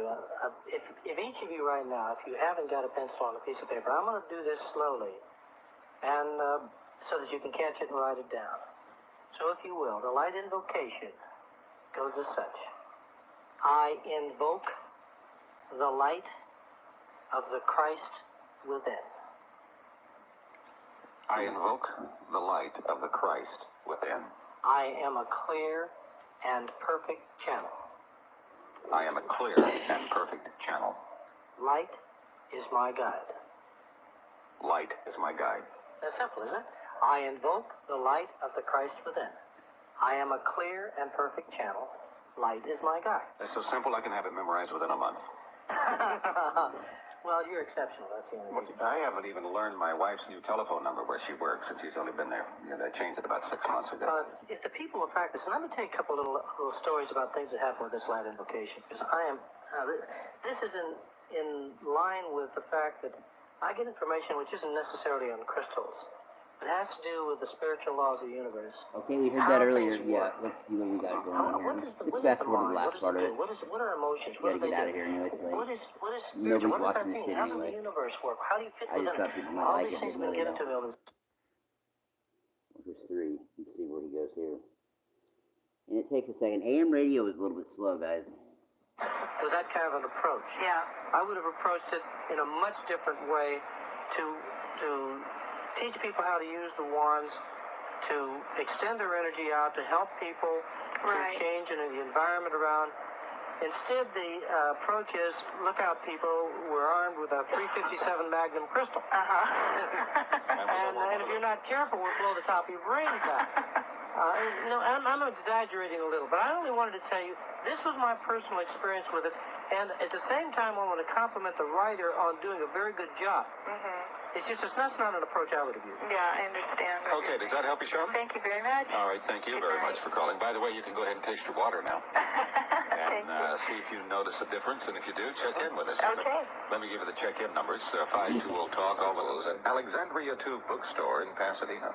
Alexandria 2 was the largest selection of metaphysical videos in Southern California, and over 4,000 book titles on subjects from astral projection to UFOs. And now, meet Bob Treach, expert in the field of UFOs, presenting a lecture and slideshow at Alexandria 2 on Sunday, February 9th at 2 p.m. Then mark your calendar to meet Dale Walker, author of The Crystal Book, at Alexandria 2 on Tuesday, February 25th, to elaborate even more on crystals that he's doing here tonight. Autograph signing an hour before the lecture, which begins at 7:30 p.m. That's Alexandria 2 Bookstore, 3686 East Colorado Boulevard in Pasadena, at the corner of Rosemead in Colorado. Call for lecture reservations and information at area code 818-792-7885. That's 818-792-7885. KBC time now is 32 minutes past 10 o'clock on a Saturday night. Our good friends at Alexandria 2 there. Dale, you're going to be over there, I understand that. Yes, I'm going to be there. Hit your button. Yes, here I'm back. I keep forgetting. I'm not one of these radio people. I keep forgetting to push this little button. Yeah, push your button. But I will be at the Alexandria 2 bookstore. Right. And it will be February 25th. 25th at 6:30, you'll be autographing, and at 7:30 there's a lecture on crystals. It's going to be the 25th of February, 6:30. If you have a number you can call to find Dale's schedule, because he's going to be in town most of February. If I can just do this very quickly, I mentioned the Live and Learn on the 2nd, 3rd, and 4th. And on February 7th, 8th, and 9th, Dale's going to be at the Whole Life Expo. There's going to be a crystal panel on Friday, and on Saturday he's got a crystal intensive. And then February 15th and 16th, he'll be doing his crystal healing workshop, and that will again be at the Live and Learn Center. The 21st, he's starting a new workshop. This is a totally new thing called Chrysalis. And I'll let him talk about that in just 1 second. I want to give out the number for Heidi Ho, which is 818-761-0945. And there they can get all of the details. The whole rundown on the entire tour. Once again, it's always better to repeat it. 818-761-0945. All your people out there must have a pad and a pen waiting for all this. Because you do get a tremendous amount of information. Well, I have the finest audience in radio. No doubt about it. I really think so. And we'll give you those numbers a little bit later, but if you call that, the 818 number, 769-0945, they can give you more details than we have time to go into here because of some of your lectures. I know there's some cost involved in some of your intensives and things, and so you can get all of that, those facts from Dee. We'll be answering the phone up there tonight. All right, are we ready to go to Georgia? Georgia. What's on your mind, hon? Hi. Well, I want you to know we're not only filling out 2 pieces of paper, but we're taping the show. We love your show. Oh, thank you. It's marvelous. We look forward to Saturday night so we can hear you. Well, I look forward to being with you. Wonderful. I'd like to ask Dale a number of things. Number one, what about diamonds? And in particular, our interest is we want some relief for lung cancer, and we were wondering what color crystal would be best for that, and what would he recommend? Okay, let's do. I'll answer your questions. Let's take one at a time. Thank you. When I have a whole lineup of things into my mind is running in about 12 tracks. I know. One at a time. Diamonds. We found that diamonds really do not respond to the human energy field very well because they're a very high frequency vibration. And they do work very well when you're moving up into very high frequency thought levels. So if you intend to do tight band telepathy, they're excellent. And we always joke about it and say they're great for intergalactic communication, but not too great for helping pain. But if you connect a diamond with a quartz crystal, it becomes something else again, because the quartz then becomes the vehicle through which you can make changes in your what we call the crown chakra, or the upper mind spiritual levels. But that's a very advanced type of thing that you can't get into. Now, your next question is having to do with a stone for cancer. I do not prescribe anything. We have had some definite responses to in special controlled conditions, using doctors' permissions, of course, with cancer patients of all types. We do have a specific energy balancing technique for cancer in the healing workshop, which has had some very good response, and we don't have any definitive research to prove anything on this. It's just that our indications are that we definitely could make a change, beneficial change, The other thing is, I would never give that out over the radio because it's not that simple a thing. There's no quick fix. But there is a particular therapeutic energy balancing process that we have found to be most beneficial, which will and can and will be taught in the workshop. Okay. And how do we get there? At the Live and Learn Center, and the address, ho? 13735 Ventura Boulevard. And that's from 11 in the morning till 10 at night, with the lectures at 2 and 7:30. Now, the workshops, everything that we're doing, for some reason, just happens to hit at the Live and Learn Center. That makes it very convenient, because whatever we're doing, you have one address, you don't have to worry about it. Usually, I'm doing a workshop in maybe 5 different places. It's very convenient to do it in one spot. And right directly after the Whole Life Expo will be the weekend of the Healing Workshop, 15th and 16th.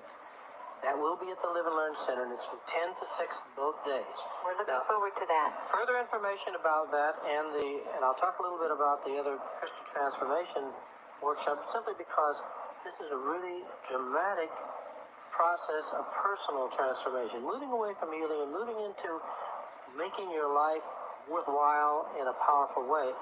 We'll get into that a little bit later, but if you want information about the workshop and anything that has to do with that, give a call at the number we gave you, 818-761-0945. And Georgia, I would like to suggest that anybody out there that's listening that's interested in these workshops, that they call up and pre-register now, because between this show and, well, next week we have the Whole Life Expo, we're going to have so many people, we're just not going to have enough room for everybody. Thank you. And I'd like to see Bill's listeners get ahead of everyone else, so please call up, pre-register. So would I. We surely will. You guys jump in. All May I right, ask one more question? Make it quick. Go ahead, baby. Thank you. Concerning the alexandrite, the purple stone which turns blue under certain light, And red under the other yes, lights. And does green this have under the... particular qualities which are... Yes, it definitely does. The alexandrite is very powerful. It operates and affects the upper crown chakra, what we call the ultra chakra levels, which are the fire colors of pulsing colors when you go into meditation. And the alexandrite is the transformation, the alchemical stone. It transforms different levels of consciousness within the crown chakra. Now, probably one person out of 2,000 or 10,000 will know what I'm talking about. But nevertheless, that's the answer for it. Well, I think a lot of our people here know what a crown chakra is. All right, Georgia, thank you very much. for My stepping in. pleasure. Thank you so much. Thank you, All dear. right. And Linda. Good evening, gentlemen. Thank you so much for your program. It couldn't have happened at a better time. All right. I went shopping today to buy a crystal to wear around my neck, and I found myself drawn to an amber crystal. Yes. And I'd like you to tell me about that. And also, my birthstone is topaz, since I'm a Scorpio. And I'm wondering if that has any correlation, and would it be better because of that? Well, the last time I was drawn to an amber crystal, it turned out to be a Michelob beer.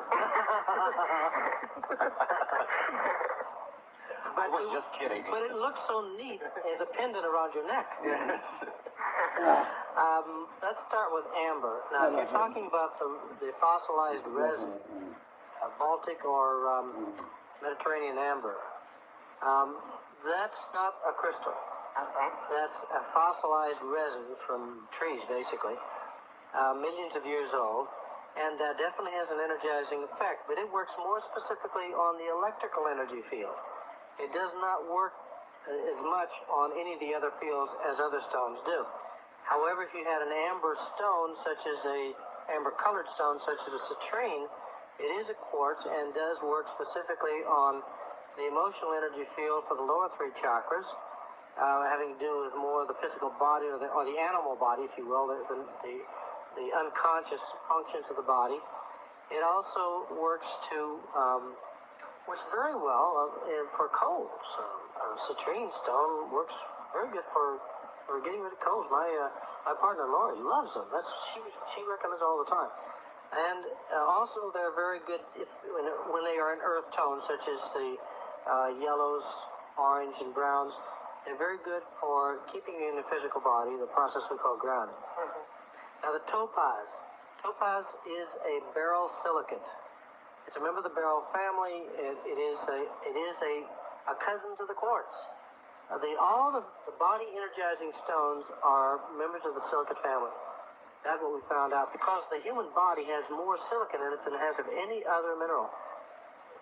So we found that the topaz definitely has a healing, balancing, energizing effect. We use them occasionally, but we find that the colors can usually be duplicated with a citrine, and they're cheaper than topaz. But if you have a topaz, it's an excellent stone. Now, I didn't buy the amber because something about it I wasn't sure, and I was going to go back tomorrow. So you helped me with that. Well, if you would be interested, come over to the Live and Learn Center. I will, because I am We have a tremendous selection of things, which I think you'll find whatever you want. Okay, and then one more short question. Sure, dear. When you're going to be wearing the quartz, the quartz crystal, Yes. Is it best to wear it against your skin, or does it matter if you wear it on top of your clothing? It doesn't truly matter, except that the closer you are to your skin, there is an increase in the energizing effect. However, the human energy system can only absorb so much energy. What it can't absorb and use, it throws off or radiates out. So if you have a stone, you can wear it on the outside so people can see how beautiful it is. And at the same time, it will cause an energizing effect equal to as much energy as your body can absorb until you go through my workshop. By the way, he's wearing his outside of his Yes. Okay, well, I'm a show-off. I'm looking forward to seeing you tomorrow, then. Oh, a pleasure for me, dear. All right, thank you. Linda, nice to have you aboard. Thank you, Bill, for your show. All right, thank you Bye-bye. for being a part of it. And we have Cliff here. Hello, Cliff. Hi, Bill. Yes. Okay, well, I'm a student, and I'm a major in math and physics, and I am skeptical of, people on your show and all that, but my wife listens to your show all the time.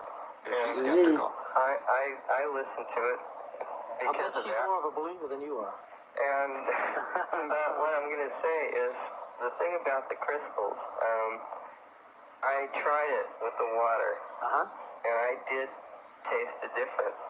Kind of chokes in your throat, doesn't it, there? Well, I can't explain it, but I thought your listeners might appreciate the fact that a real skeptic would call up and, say Well, I that. truly appreciate you calling and saying that, and I really enjoy an honest skeptic. I'm an honest skeptic. When I say an honest skeptic to me is not somebody who either believes or disbelieves. They say, I'm willing to be shown. I don't believe, I don't disbelieve, show me. I'm from Missouri, I'm a mule, show me. Well, we believe in that. Got to have that. And we can show. As a matter of fact, we'll be doing a lot of very interesting demonstrations on a whole range of things at the lectures at the Live and Learn Centers. People out there are skeptics. I'm not asking you to believe a thing I say. You come and I'll show you. That's the bottom line. One more thing. Bill, I gotta tell you, the week when you were on vacation, you had Thomas Bearden on, Yes. and he talked about the weather and the changing of the jet stream. Not much was mentioned. This has, regarding the space shuttle, not that it really has anything to do with the actual effect of what happened to the space shuttle, but they did mention something about the jet stream. Did you hear that? Yes, the jet streams were radically altered over the course of the last 3 weeks. I just wondered if you heard that. Oh, certainly we've been watching that very, very closely. I thought the rebroadcast of that program was Yeah, I thought that was enormously pretty timely. unusual. Recall also that the night before it was 27 below the chill factor in Atlanta, Georgia, and 42 below in southern Georgia and northern Florida. That was the chill factor reading, and they have never had temperatures like that down there. But if you recall last week's show, if you read the article in Let's Talk magazine, we have a very good idea how that's being done. And trying to associate that with what happened with the Challenger, that just can't be done, although I can tell you that a great deal of extremely extensive research is being done on that by NASA. Yeah, I just thought it would be interesting. Okay, well, thank you. All right, listen, Cliff, thank you for being the skeptic and coming in and telling us that you tasted the difference. Okay. I appreciate that from you very, very much. Okay. I'm Bill Jenkins. We're with Dale Walker and Ho tonight on Crystal. So if we can... Frank gave us a number, now we've lost it. All right? Oh, we've got it. Frank, you're there. Yes, good evening. How are you, Dr. Baranowski, As sir? normal, very terrific. Interested in your program. Thank Good you. evening. Say hello to Dale Walker and Ho. I think your guests are great. They're explaining it from the eyes of a layman exactly the way he can say it, and I like his honesty. He says, I don't know what's happening, where it's coming from, but it is, and don't question it, it just does. Reminds me of the thing that somebody once asked Edison, what is electricity? He said, I don't know, it just is, use it. There it is, go. I feel, well, you know, the same thing, I not only believe that, and I show people and give them ways that they can do something beneficial, but at the same time, you have to know, too, that there's this thing in the back of my head that says, hey, I still want to know. And so I do a lot of different experiments to constantly expand my map of this whole process. And I'm beginning to know some things now. Well, I didn't want to interrupt because I want to listen too. I'm finding this more interesting. Bill, the reason I called, last week they had what they call the ARE Medical Symposium in Scottsdale. Yes, it's the Association for Research and Enlightenment. They had about 850. It was very well attended. And I met a gentleman there from this area named Marcel Vogel. Oh, yes, Marcel. And he demonstrated an ability with this crystal. Now, because I see auras, and I didn't know Marcel before then, and he didn't know I could see auras, they asked me to sort of sit off to one side so I could get a picture of, a close-up of him, his aura, and when he brings up somebody up onto the platform, and he holds a crystal in his hand, and then he begins to concentrate on this thing while he's talking, and some rather strange things happen. He would hold his hand behind and above the head of the person. One of these cases, the lady was losing the sight in her left eye.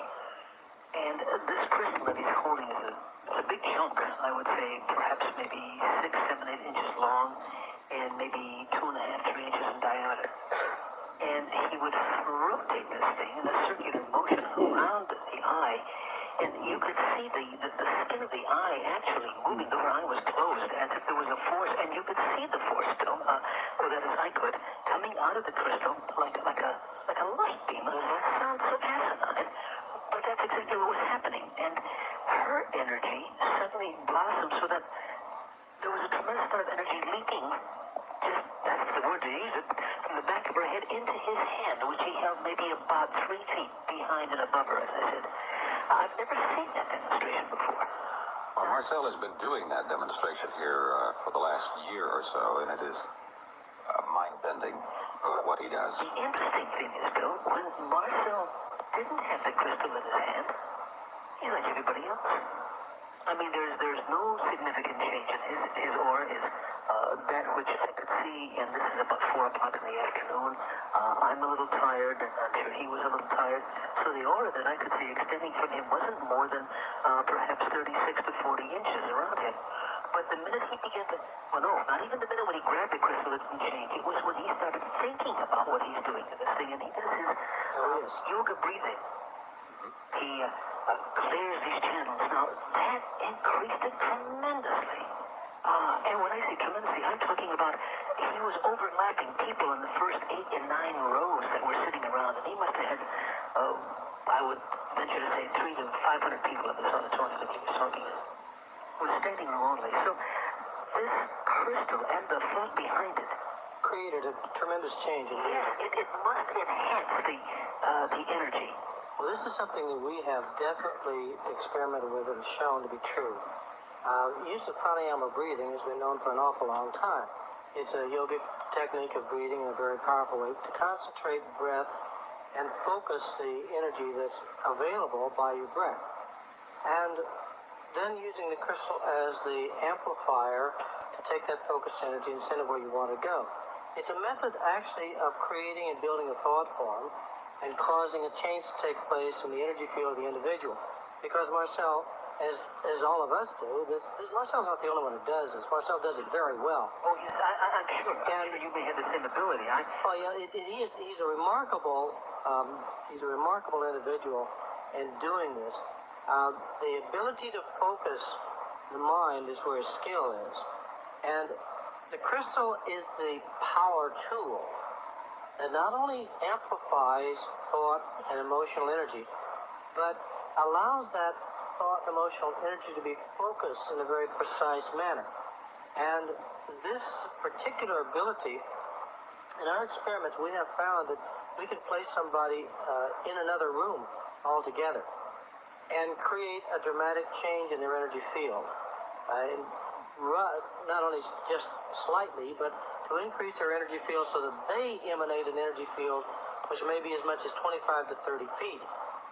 And we found that we can cause very rapid changes in the auric field and in all of the levels of energy field. And we have several clairvoyant people who constantly monitor what we're doing and find that when an individual has trained their mind, when they have a process which specifically enables them to know what they're doing and to focus a thought, it's absolutely phenomenal the changes that can take place.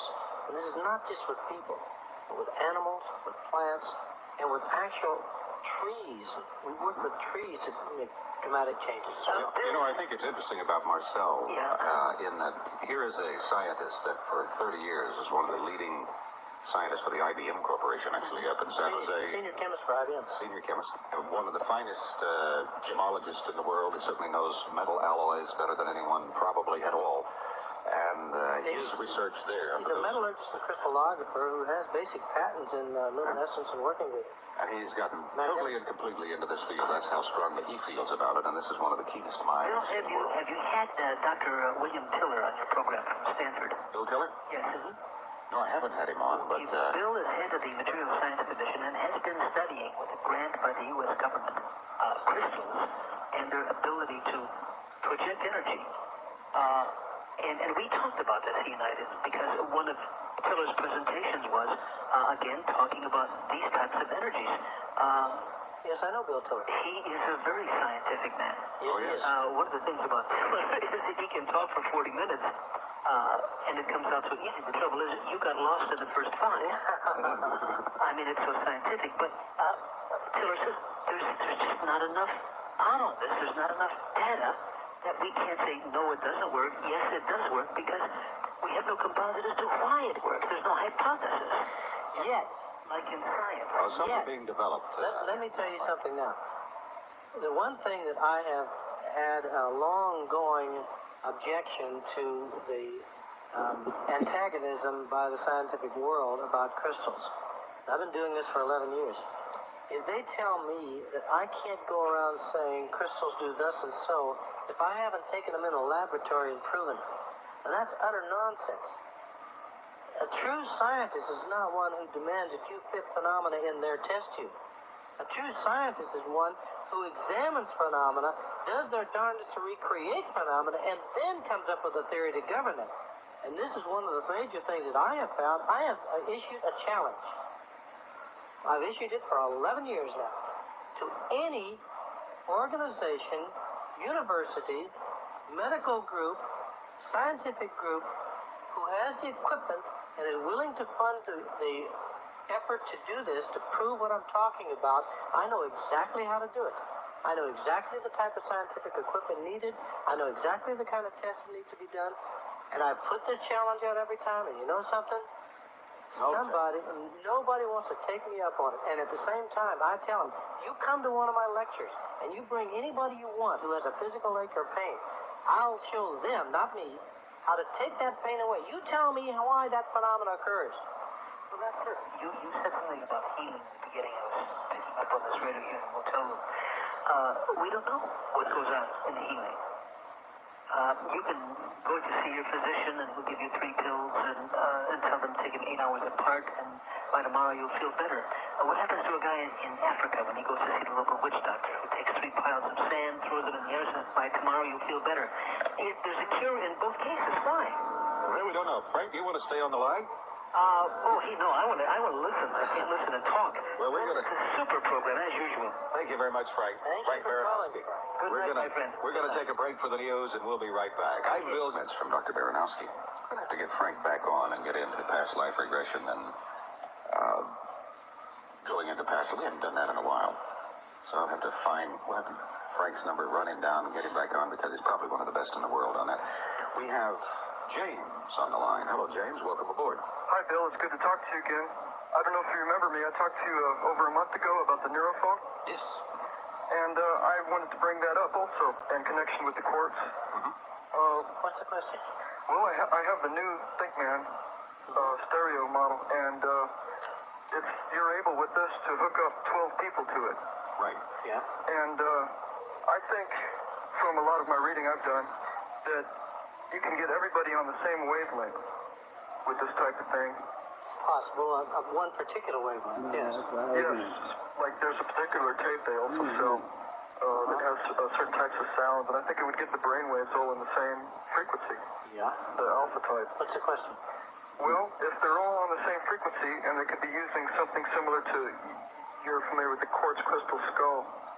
As a matter of fact, I just came back from Canada where we did a research on that. You want to see the phone lines light up now? All right, go ahead. Yeah, I'd really. Tell us about the quartz crystal What is skull. your question?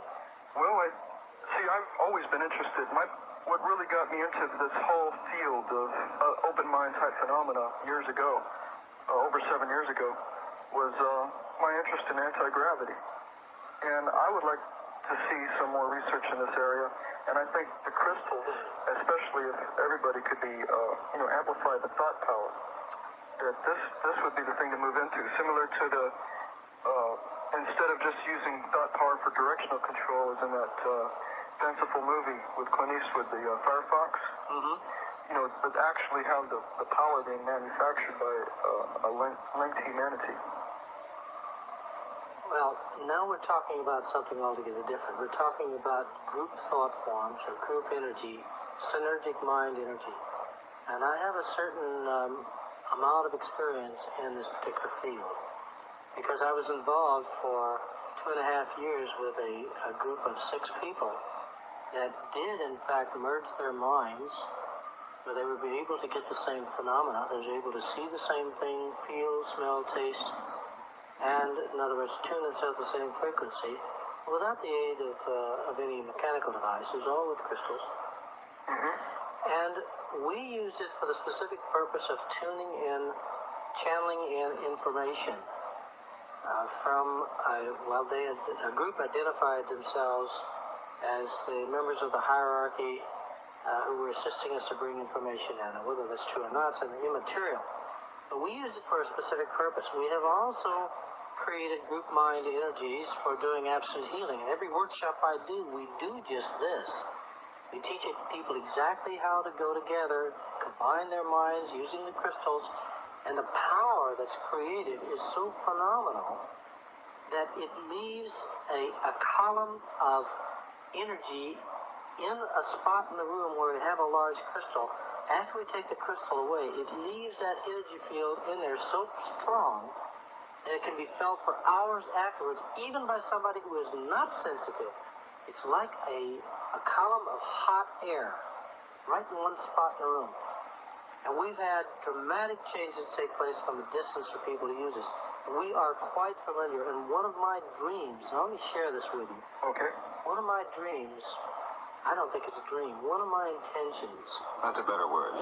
One of my intentions, it has been since I first started doing this, is one day soon, it's not going to be that long, as the mind expansion, the crystal awareness, the crystal consciousness expands in the continent and in the planet. One day soon, millions of crystal people will focus their minds in the same level, the same energy band, the same frequency, and the same thought will be broadcast throughout the world. Let there be peace. And nothing is going to stop that. I agree. Thank you for calling. And that's one way that can happen. I also wanted to bring up another thing. The woman who called earlier and discussed about the book where the book goes into a lot about the power rods. Yes. I have the same book. Yes. And I've read it, and yes, there is quite a bit about combat in there. There's some real good stuff in it. There is. As well. I've assembled one myself. Uh-huh. And I've done it with the leather-colored blue. It's supposed to be healing. And I had an interesting thing happen. My throat was, badly affected.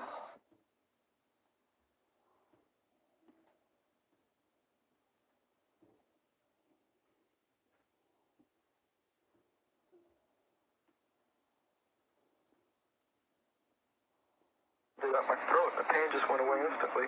And then You were using blue. yes. Blue has always been known to be beneficial to the throat chakra, which is the area between the hollow of the throat and the top of the end of your nose. And anything having to do with those areas would be benefited by the color blue. So I'm not surprised at all. I didn't say the wands didn't work. As a matter of fact, I said they do. Mm-hmm. When his information and his techniques are accurate. I just said that I personally found it a little bit upsetting, the approach that much of the book took, that of combat, which is this is quite a tradition among some groups. It just happens to be not what I particularly care to be into. Mm-hmm.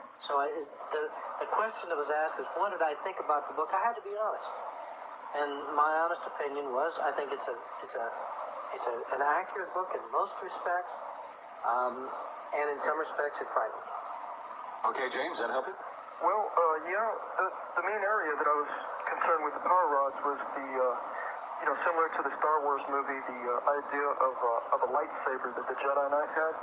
Okay. And that this is not only a tool of combat, but it could be used as a tool to build a pyramid, so to speak, as a great cutting tool. Yes, and it could be used for good. We do have ways of doing that, and at the same time, that's really not what we're talking about. What we were talking about was that particular way that these were presented had a tendency to attract to it people who would like to use it that way. Yes, I understand. So that's the only thing about it. Thank you for calling. On the pyramid, capstone, do you feel that the capstone of the Great Pyramid was a quartz? I have no way of knowing. Our statements made internally when we did our channeling was that yes, that's true, and we have absolutely no way of knowing. So it's all supposition? All supposition. Well, do you feel that the outer casing stones, which were, I have heard that they were marble. Do you know? No, they weren't. They were chalcedony, which is a member of the quartz family. Used as a resonator so that they could be used as a communicating device. So then it was microcrystalline quartz? Yes. I see. Was there any metal found on the outside of that? I know nothing about that. Oh, okay. Well, I do thank you a great deal. Okay, James. Thank you for getting in there. Okay. I'm Bill Jenkins with Dale Walker and Ho. We're talking about crystals. Dale Walker, who probably is one of the nation's leading experts on its many, many crystalline values, and Ho is here, who's with us all the time. Idaho Enterprises out in North Hollywood. Oh, by the way, if you want to find out where Dale is going to be, give them a call. I think they're standing by at 818, the area code 7610945. Dale has quite an itinerary here in Los Angeles this month.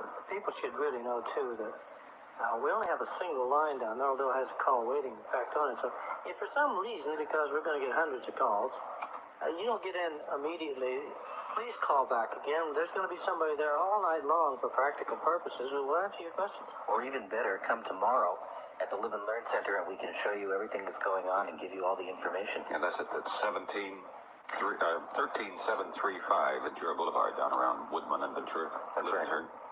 10 o'clock in the morning on. Dale is there. And bukus of crystals. Oh, boy, do we have crystals. All kinds of crystals. Okay, Eric, welcome aboard. Thank you. It's nice to talk to you. I think I should mention that this is sort of full circle for me to be calling tonight because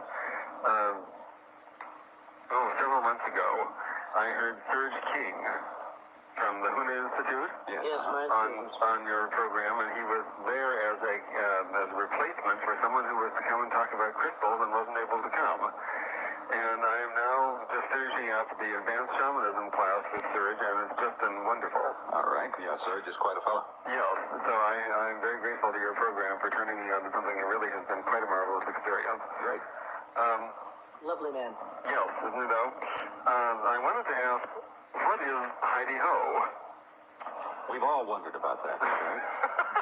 Oh, my.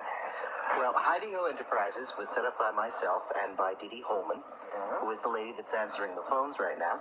And we were set up to teach classes in metaphysics and parapsychology. We taught classes in UFOs and in crystals. Ironically enough, I was teaching all those other classes except for crystals when I met Dale. And I'd always been interested. I'd very often gone into places, picked up the stones and looked at them, but I couldn't find information on what to do with them. That was really the hard part. And I'd pick up different books, and one book would say that this stone was good for healing, and the next stone was good for spirituality, but they wouldn't tell you what to do with them. Then I ran into Dale, and I took his workshop, and I have to mention this for those who have got the book, that the workshops that Dale teaches, it's not the material in the books. The book is something quite different. The material he teaches is above and beyond what's in the book. And I had an opportunity to take the workshop with him. The next day, Dee Dee was in a car accident. And we took her to We took her to the hospital. They wanted to put her in traction for 6 weeks. We took her to a chiropractor who did various exams and took x-rays. And that night, she was in bed. And I looked at her and I said, you know, we just did this workshop yesterday. We have these techniques, and they are very simple. So we tried them, and sure enough, I can't say she was 100% better the next day, but she was 100% improved from where she had been. The chiropractor had done the exams so he could show that, and Dee Dee never missed a day from work, although I know she would have loved to. She was never out of work for a single day. So that, to me, was a very powerful indication of how good these techniques are. And what was more interesting is the chiropractor came to the workshop. That's right. He took the workshop with us. Well, now, Mr. Walker, you do have a book or books out on the subject, then? Yes, there's a book out called The Crystal Book, which is an excellent beginning book on crystals. And actually, I was chastised because it said some of the techniques in there are too advanced. And I thought, gee, I made it as simple as you can make it. Sure, that's pretty simple. Yeah. I didn't understand a thing. That must be too big. Like that. No, it's a very good book. It's called The Crystal Book. It's available in most metaphysical bookstores, and we definitely will have copies at the Live and Learn Center. And We have them over at Alexander, too. yes, Alexander Bookstore has it. And at the same time, I have a meditation tape out, which is brand new, meditation techniques from the Crystal Book. It's called the Crystal Book Meditations. I got a copy of it. Yes, that's you have Meditating later, Merrill, first one. Also, I am in the middle right now of my second book, which will be much more expansive and going into the further research levels of what we've been doing. And that will be out probably by June. In fact, it definitely will be out and ready for the American Book Association convention in June. So that's my deadline. I have to meet that. And I have material enough right now to write probably 5 or 6 more books. I have material enough which I will present out both in teaching tapes and meditation tapes, where we expect to have about 50 voice tapes. I also have 7 days of advanced crystal techniques on video, which we are editing, and hopefully we'll have that available, because this information has to get out now, and I'm busting my tail to get it. So yes, the answer is there is more coming out. I do have a book and a meditation tape out right now, which is available, and more is coming. I can't stop this thing now. And before we go off the air, Eric, Dale has promised that he will speak toward the tail end of the show about the crystal skull, which he has been studying. Okay. Now, I have one other question I would like to ask from a personal standpoint, and that is, I'm very much interested at this point in making mandalas. Oops, right there. And Eric, let me do this. This is too intricate a question. I know what you're going to ask, and at least I can pick up already. Come to the Live and Learn Center, talk to me there, and I'll give you some things on mandalas that will shake your roots. You may not want to, Eric. Okay? Well, why wouldn't I? If you really want to know some things, and I can also tell you some of the powerful things we're doing, we're using crystal mandalas, by the way, to totally clear swimming pools and create an energy sink, a bath energy pool that should be tremendously healing based on what we've done already. And as a matter of fact, for those of you who saw the movie Cocoon, this is the kind of thing we're talking about. I believe, quite frankly, we can't do what that movie portrayed, and to some of the degree. And definitely we can clear swimming pools forever, probably. Definitely, probably. I love those words. But at any rate, if you want to talk about Mandela's, come down to the Living Room Center. I will talk to you. And Derek, make a point of introducing yourself to us, because I'd like to talk to you also. We know Serge very well. Oh, yeah. Okay. Heidi Ho has presented him on a number of occasions. He's a marvelous man. Oh, yeah. I'll be on Serge's radio program. That's right. I don't have the calendar in front of me, but you are going to be on Serge's radio show. Oh, yes. And what city was that again? The Ventura Boulevard. It's in Ventura in Sherman Oaks. In Sherman Oaks. Yes, That's right. It's, I think the cross street, closest cross street, 13735. closest cross street is probably Woodman.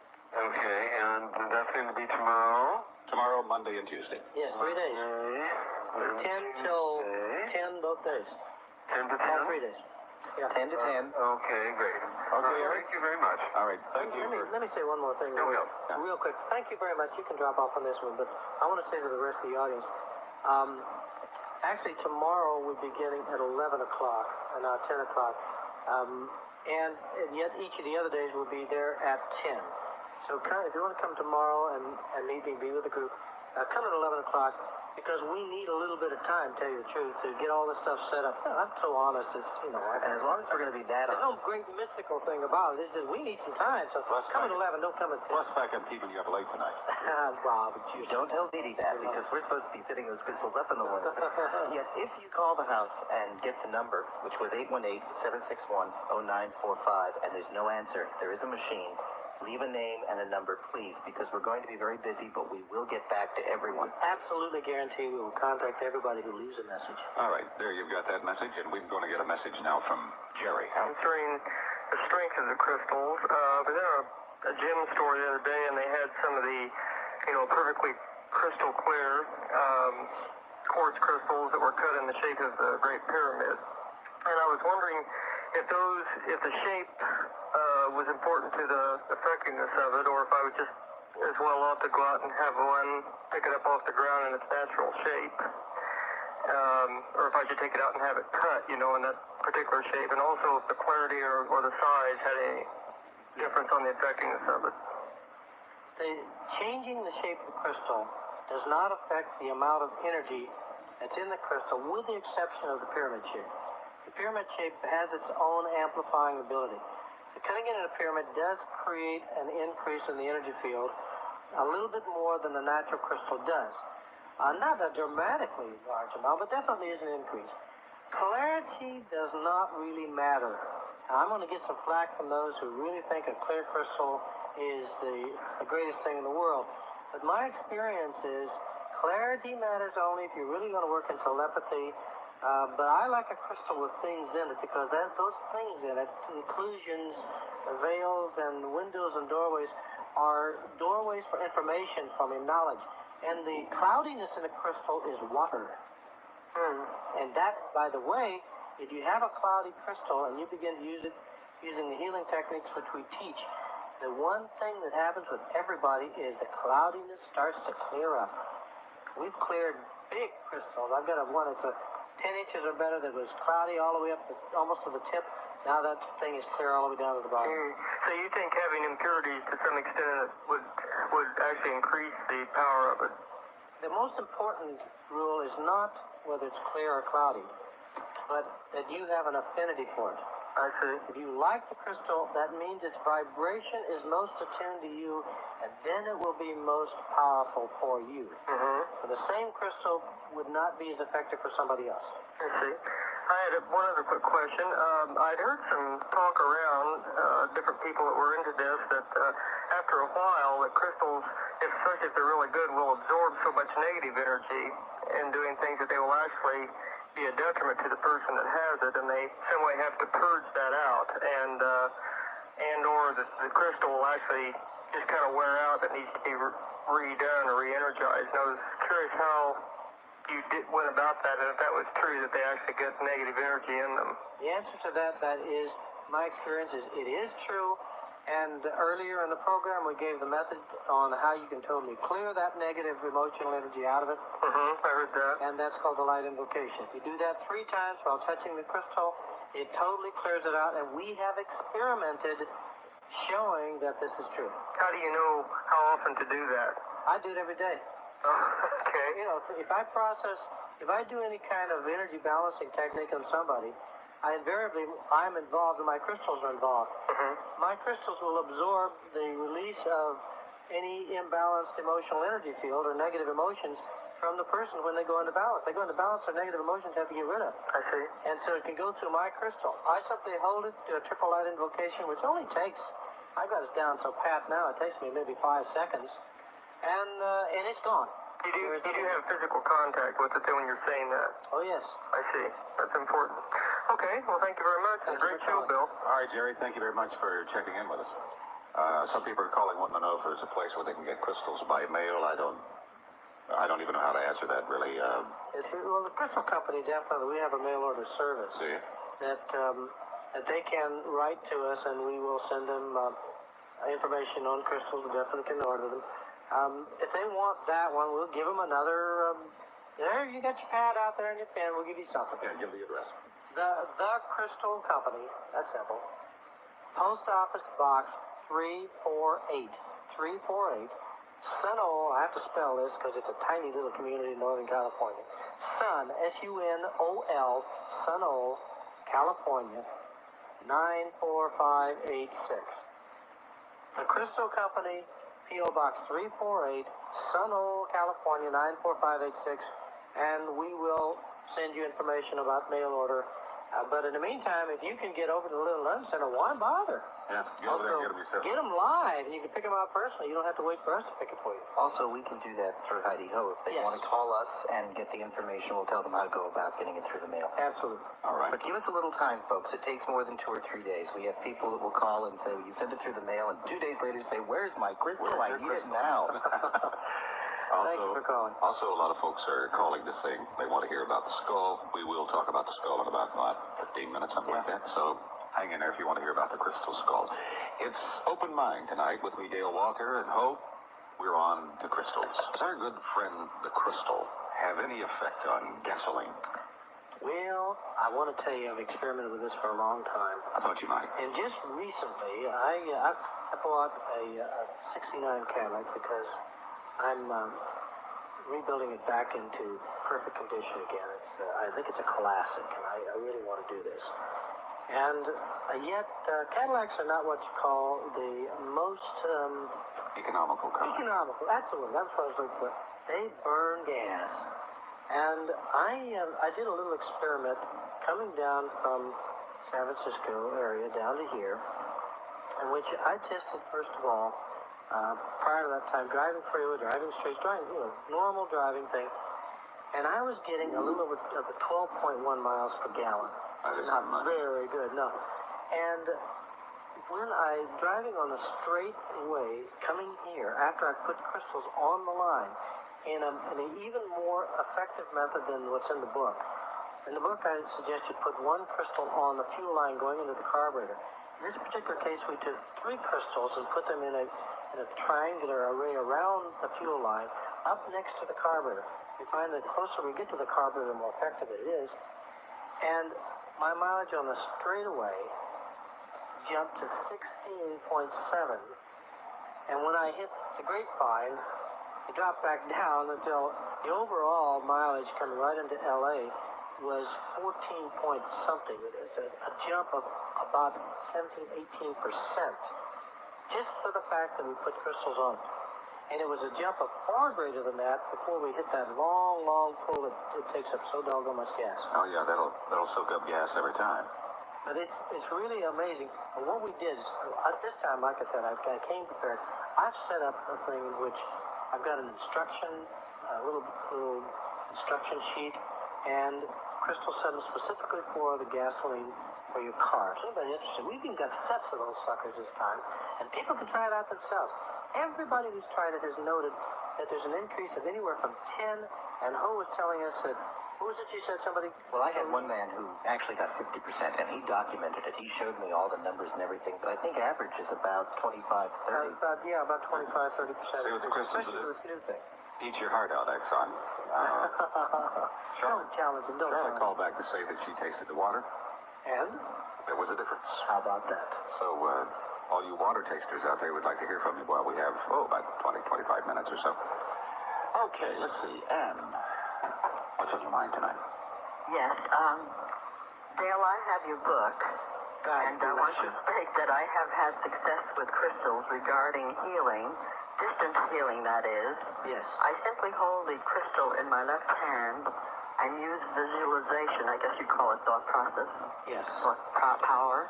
Visualization. And I use that on the person and the area to be healed, and it works every time, even though that person is not aware that I'm doing it.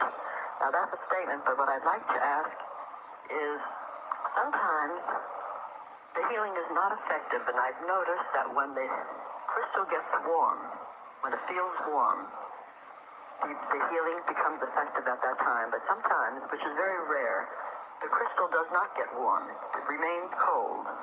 Yes. And the healing does not take place. Well, and if you simply hold that stone and do a triple light invocation and then do it again, you'll find that whatever was blocking that and reversing the polarity of the stone so that it goes in the opposite direction will now be refocused. Is that right? That's correct. What happens when a stone turns hot is because energy is moving through the stone and it causes a frictional process that creates heat. When it reverses polarity, in other words, its flow goes in the opposite direction, then the crystal becomes cold.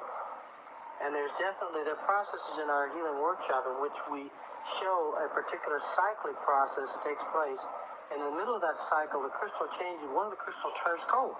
Everybody's noticed this phenomenon. And that's it's precisely because the crystal at that moment reverses its polarity and the energy moves in the other direction. But if you hold it and do a triple light invocation, you can refocus and go back to the healing. I will try that. There was another question I'd like to ask. In your book, you mentioned charging and activating and clearing. I don't do any of those things. But what I've done is, after each healing, of course, I wash the crystal with soap and water. And each time I use the healing, I do that before I do the healing. But is it necessary to do the charging and the activating and the clearing in order to be successful in the healing process? When you do the healing, that's a charging process. Except when you do healing, you charge it. When you release, as you create the healing process moving, you release negative emotions from the body. And that's bad. That causes a weakening effect, which is not good for the crystal to sustain, nor is it good for anybody who touches the crystal. However, if you do a clearing process, let's define some things. First of all, cleansing is using a substance, and we use salt. Yes, I do that occasionally. Now what that does is that reduces the amount of energy in the stone below the point where it can actually physically cause a problem to you. Clearing is leaving the energy in but changing it so that any imbalanced emotional energy or negative emotional energy becomes balanced or harmonized. And that we have found, there are many ways to do it, but the most effective way we have found is to use the triple light invocation. That is truly the most all-round, powering, and clearing, cleansing, light-building technique we have found in any case. Don't know why, but it works. So if I do the triple light invocation, then I won't have to do any of the other things. Is that what you're saying? My experience is that's all I use anymore. I don't put anything in salt anymore. Now the triple light invocation, we have done beaucoup tests. We have done massive tests to show that once you have a negative thought form in a stone, the triple light invocation totally clears that thought form out of it. So it becomes positive and is beneficial to your body, mind, and emotions. Well, how does that negative thought form get into the crystal when I'm actually visualizing a positive thing? Whenever you do the healing process, negative emotions are released. When you're touching or in the auric field of the individual, so is your crystal. That energy then moves directly through your crystal. And the crystals are so absorbent and sensitive to energy, they can't store those negative emotions in it. But it's so easy to do the invocation and clear. Oh, I certainly will do that. Then is it necessary to wash it like I've done, other times after the healing and before the healing? I always do it because the body leaves oils. And the oils will stay on the surface of it. The oils themselves become charged with negative emotions, just like the crystal does. Sure. And you notice when you do energy balancing or healing on someone, how your crystal becomes sticky or tacky. Well, I find that it works better for me when I wash it off. Just a simple wash in plain water with a little soap, but even without soap, just rinsing it off seems to make a real change in it. Oh, so I'm going to do the triple light invocation, and then that should be sufficient. Very good. Thank you so very much. Okay, Ann. Thank you for being in there with us. And Lois, you're on. Yes, thank you. I'm getting a cold, so I hope my voice is coming across all right. Get a crystal up next to your nose. Very good. Don't stick it up your nose. Bill, I heard you say that. Underneath your breath. Don't listen to him. Well, I have a half of the geode. I wonder if the geode is a crystal. The geode itself is not, but the crystal's inside. That's the geode is a hollow, like a little bowl. Right. And the inside of it has crystals. Right. Yes, that's beneficial. I have one of those as a decor, you know. Yes. If it's sitting in the room like that, is it collecting negative things?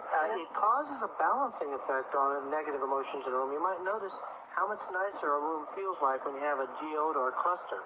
We use clusters. A geode is a cluster in a concave. Yes, it's concave, isn't it? It's surrounded. It is a concave cluster. Like an ashtray. Like an ashtray, a hollow cup I or know. a bowl. Right? It looks like an ugly rock until you break it in half. Well, no rock is truly ugly, dear. Well, but crystals are much prettier. And outside. it does cause a balancing, healing, energizing change in the room itself. And if you touch your stone and do the triple light invocation in it, what's the difference if people are in a room who come in feeling angry, tired, or upset, or fearful? What takes place? We put a lot of these in psychologists' waiting rooms and in healing rooms for many different healing people. I'm going to do that from now on. Thank you very much. All right, Lois. Bye-bye. Thank you. And take care of your little crystal. It's a good one. Screening everything, and our production coordinator says that she's received 150,689,418 calls for repeating the invocation. You want to go over that again? Yes, I'd be happy to. Please, we'll do it slow once again and repeat it. Write down the light invocation. It's called the light invocation. I invoke the light of the Christ within. I am a clear and perfect channel. Light is my guide. Repeat it for you. I invoke the light of the Christ within. That's sentence number 1. Sentence number 2 is, I am a clear and perfect channel. Sentence number 3 is, light is my guide. And I recommend when you do the light invocation that you repeat it 3 times. And you should do this out loud, first of all. Later, you can also do it in your mind without saying anything out loud after you said it out loud. All right, I hope everybody got that. I hope so. I do too, because there are a lot of people wanting that, and it's a lot easier for us to do it here than for Terry to be repeating. Yes, but if you've got to do it, call Heidi O Enterprises at that number, and we'll be happy to even tell you what the light invocation is if you can get through. Now, I know Dee Dee has just said, I'm going to kill him when I get back. Dee Dee, that's not a nice thing to say, Dee Dee. She's probably said the light invocation close to as many times at home. Undoubtedly. I was just looking at Terry. She's really invoked in there after repeating it. She's glowing. She said it so many times. All right, you're going to have to tell us about the crystal skull. The crystal skull that I worked with, the research group, Ardent Research Group, went to Canada, and the other members of the team were there for almost 3 weeks. I was there for 5 days because that's all I could afford to be away. I had too many other commitments. The Mitchell Hedges clear crystal skull.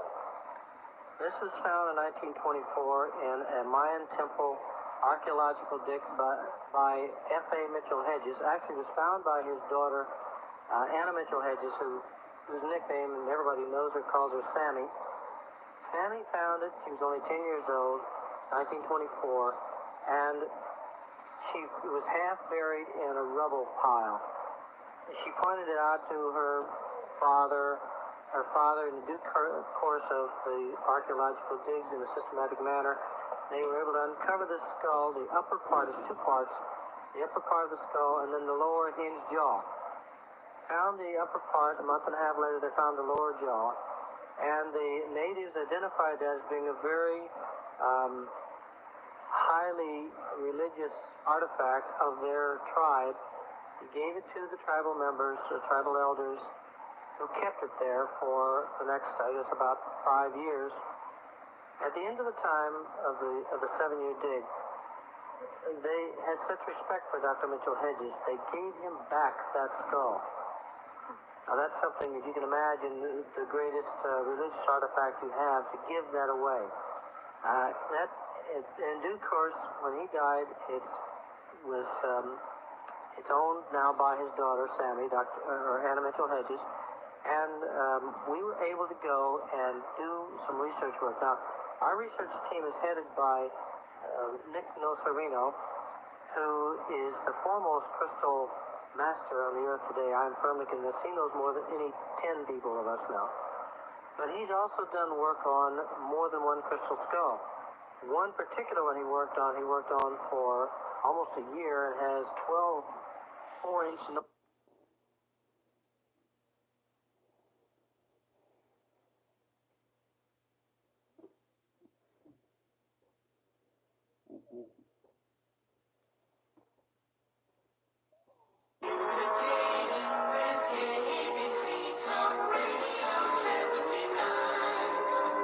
Celebration 25.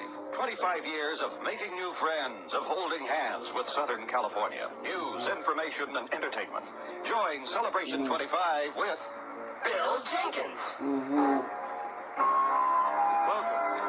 It's a Saturday night on KABC, and that means that it's open mind from now till midnight.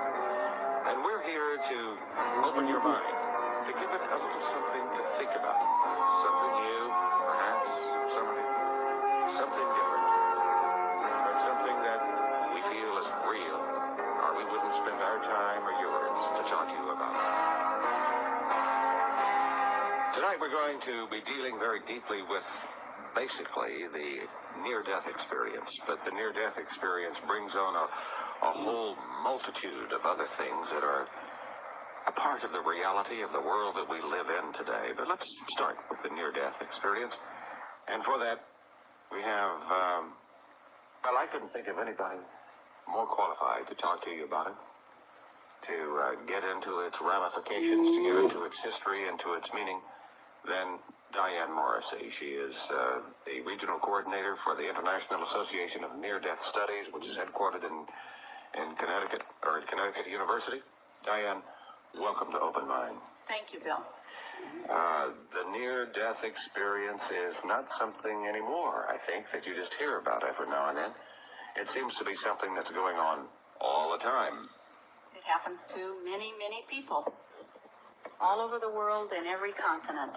Basically, let's give us a little thumbnail description of what the classic near-death experience is, or can we do that? We can. We can. I thought maybe we might be able to. There are a few things that most people don't encounter, but it basically starts by finding oneself with all consciousness within that self out of one's physical body. Oh, they're going out of body again. Yes. And noticing first that they see the body, this astral form or spiritual form, whatever. We have many names for it. We're not sure what it's called. And they can experience sometimes actually seeing through themselves and seeing where it is that they have had this near-death experience, the structure around them, their home, the hospital, whatever. And then they pass through a dark place or a tunnel. And after one leaves the tunnel, they sometimes come to a very bright white or golden loving light. And sometimes leave this, they experience a knowingness of all things and feeling very one with the universe and tremendous peace and love beyond anything that is humanly possibly capable of describing. It's fantastic. All right, now, Diane, you know, I'm sitting here talking to you, and of course, a lot of the things that you just told me, we have touched on this show before, but I'm so interested in you being here. This is your first time. You're with a group that has taken onto itself the idea of studying this. Shall I use the word? I shouldn't, but I shall for a moment. phenomenon of the near-death experience. I don't think there's anything phenomenal about death. We have to experience that all the time. I think what's phenomenal is the approach that we give death in the Western world. But you talk about the tunnel, you talk about the life, and you talk about the light at the end of the tunnel, the serenity, and that has always impressed me because it's not just one or two or three people talking. You know, that's true. There's been hundreds of thousands of people correct talking.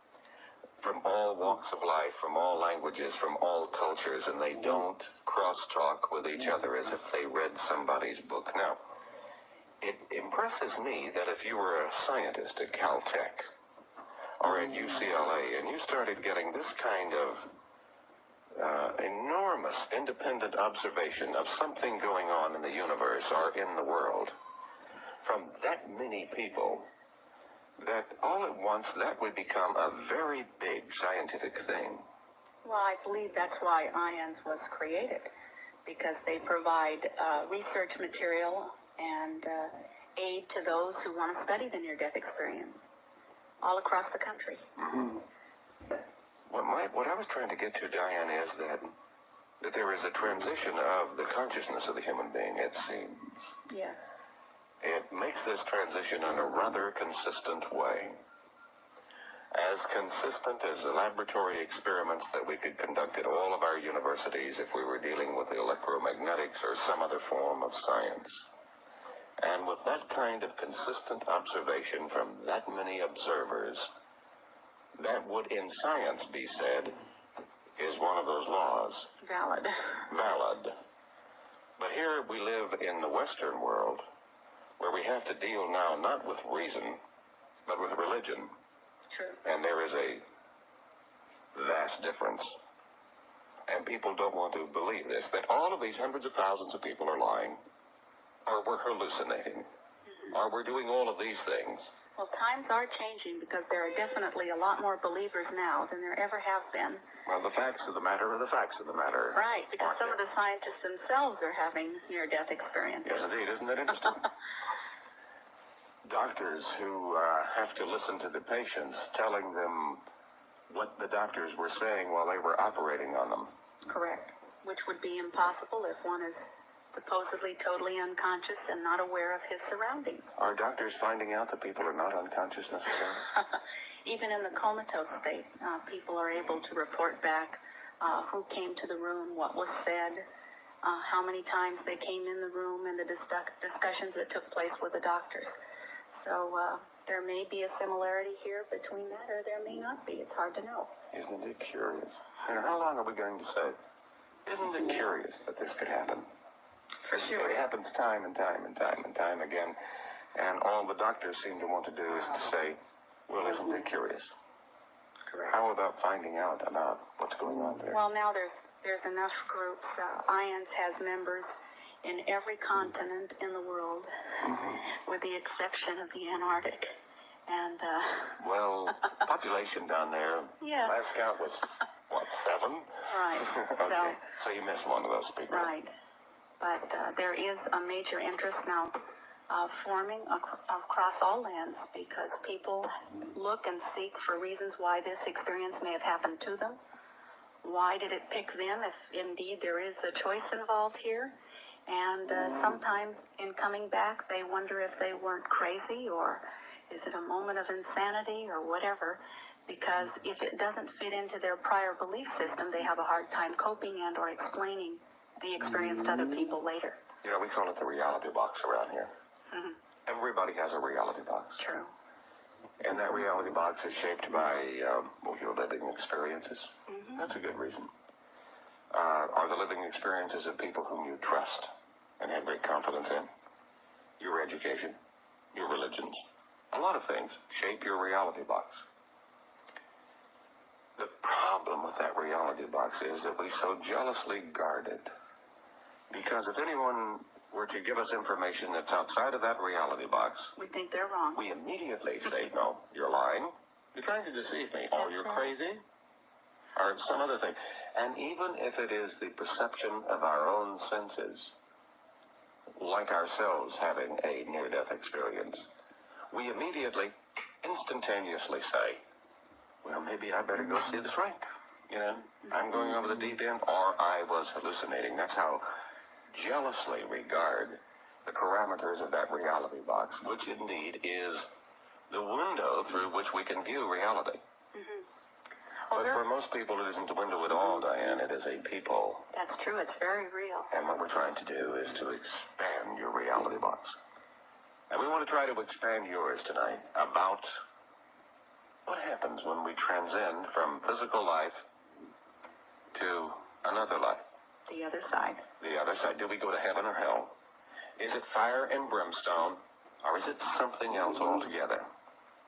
It is my belief, and I'm now expressing my belief, that there is no such thing as heaven or hell or fire and brimstone.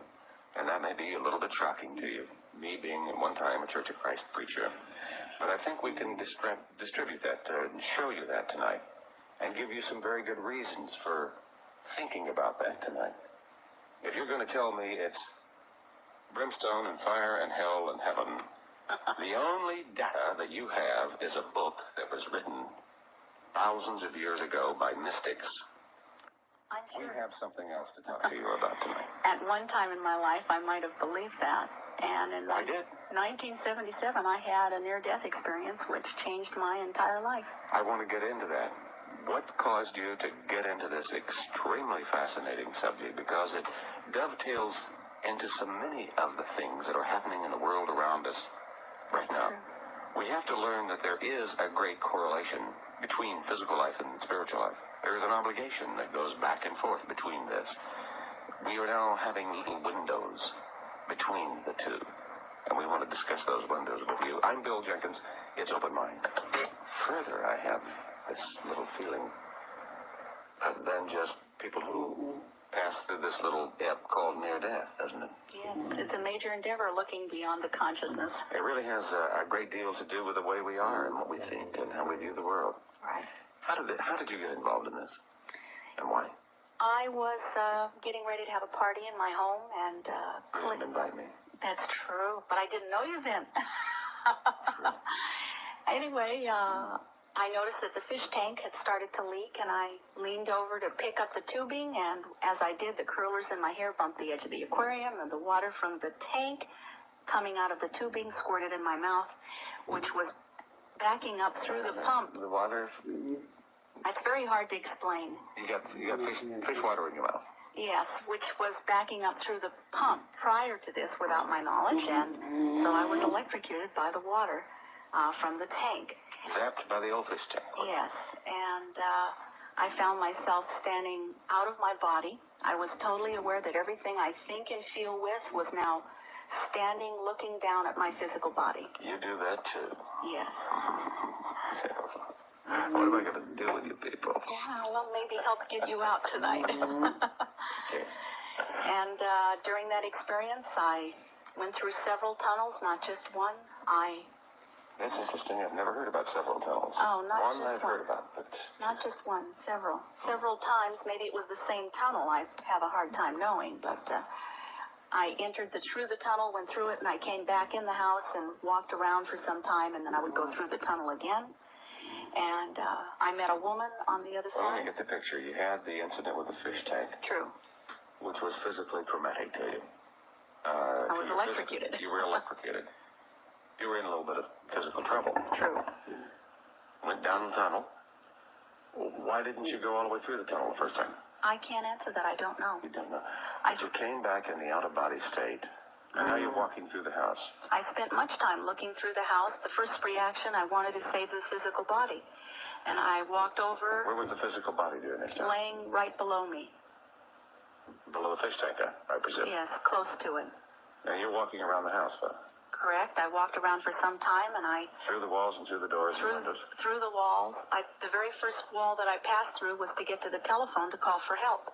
You didn't want to take a shortcut and go through doors. You just went through the walls. It wasn't even something I thought of. I reached out to call on the phone, and as I did, I extended my right hand, put it on the receiver, and went to grasp the receiver and realized that my hand went through the telephone.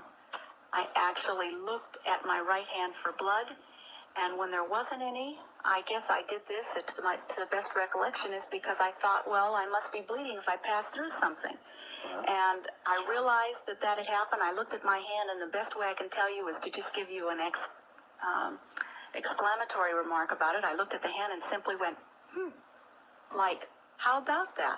But I wasn't amazed. I wasn't awed. I was curious is the best way I could explain it, but it was like something that has happened to me every day of my life, but this was the first time that I saw it. Well, let me ask you, had you ever read about, thought about, discussed in any way this phenomena that we would talk about as the out-of-body experience? My prior belief system was so definitely against everything in the paranormal field, not just... I didn't even know what an out-of-body was, so I can't even tell you that it's not just out-of-body because I had no idea what a near-death experience was or an out-of-body. I had never had them. I'm like you. I'd never heard about it until this show. So until that event, I was totally aware that I was out of my body, but I didn't know that it was called an out-of-body experience when I returned. I simply knew that I was walking around in my home and my body was below me.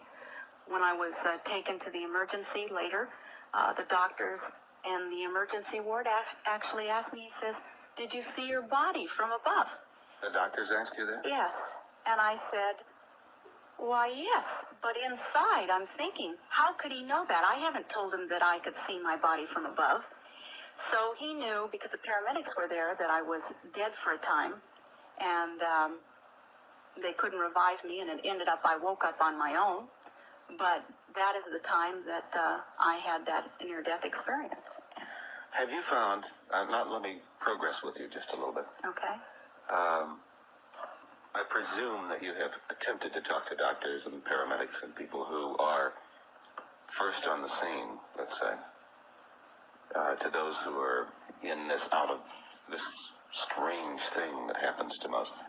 Are they beginning to talk about it more? They are, and I would say it could even be 50-50 in the medical field and the scientific field. There's hardly anything written negatively about the near-death experience because people really can't dispute it because what's happened is they'll try to do that, but how can they fight with someone who says, hey, this is what happened, it's real, and I can't explain it? You almost have to look at a person who has gone through this and can, as it happens so many, many times, say, in the out-of-body state, this is what I experienced, this is what you said, this is what happened. Right. And when their recollection of that is accurate, we have to call that empirical evidence. It is to a sort, and it's hard to explain. There's many things. It's as empirical an evidence in my mind as it would be if it were somebody who was in the physical at all times. There's many things that happened to me during that experience that I still don't understand, that I still have no English words for in any dictionary to describe what I felt, because it is beyond that. You want to try Spanish? Wouldn't help. I just don't think so. You want to try just trying to impart a burst of feeling and it was the most fantastic thing that's ever happened to me. You were in the near-death experience, and in fact, clinically, you were dead. For about 23 minutes. Were you ever bothered by this? The very first day out of the hospital, I started trying to find out what had happened. And I think I would want to, too. I couldn't understand it. It didn't make any sense in the college background I'd had or anything in my religion. Nothing could give me an answer as to what had happened. And the doctors didn't use the term near-death experience. They just said that I was dead for a time. That's all. You know why they didn't? Because maybe they didn't know then. No, it wasn't in their little books. No, some doctors, I do believe now, are extremely open about the experience. I mean, the first and foremost, Raymond Moody, and wrote the book Life After Life, and that's very important because he certainly was aware that many of the patients in that hospital had the same experience. You know, it's interesting to me that there have been books after books. There has been research. There has been documented cases. thousands of them. I guess hundreds of thousands of them, Diane. 8 million, just adults. Just 8 million. I like that figure. 1982? So now we have these people who are making these reports, let's call them that, these empirical reports. But yet we have those that sit in the medical profession, in the psychiatric profession. It is not in their books, and therefore it isn't so. These people were all either lying or hallucinating, which is basically the point that our establishment, medical and psychiatric community comes from. And they really need to get off their high horse. Can I talk about a newspaper review? Is that okay on the air? You certainly may, but you can do that after I talk about something else here. Okay. We're going to do something. I'm with Diane Morrissey tonight, and I'm on your side, Diane. Terrific. We're talking about the near-death experience. I'm delighted that Diane is here because I think a great change in her life happened when she indeed experienced the near-death experience. And from that point on, she wanted to find out more about it. She's now the regional coordinator for the International Association of Near-Death Studies. That should give you a clue right there that it happens so much to so many people around the world that there is an international organization to find out more about significant meaning of what this is to us in our physical life, because there are great lessons to be learned there.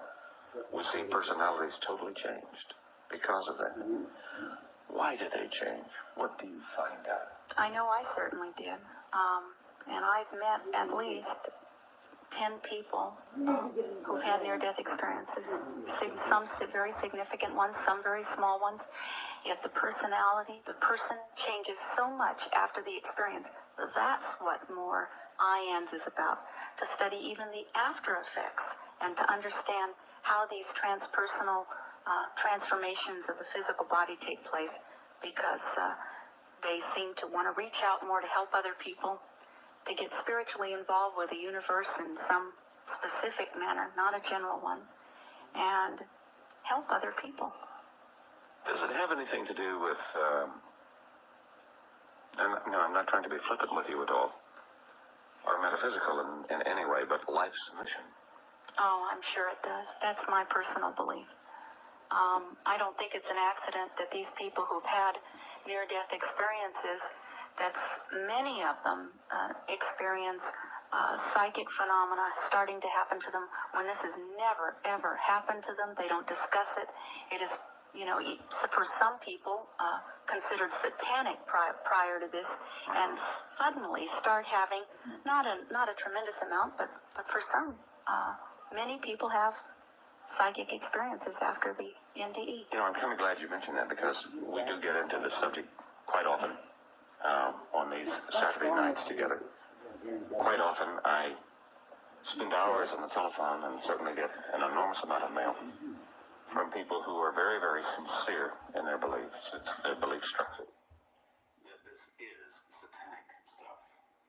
They will cite me, various readings from the Bible to try to support their belief system.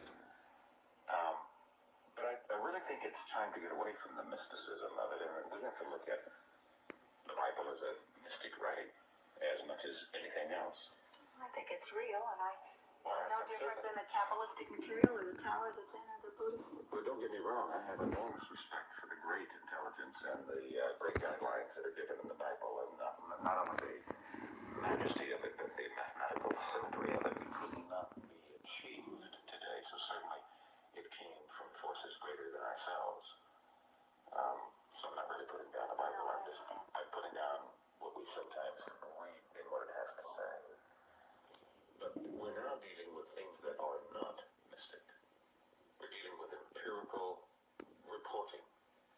If it was just by 2 or 3 or 4 or 5 or 1,000 people, okay, so everybody, was drinking the same brew on too.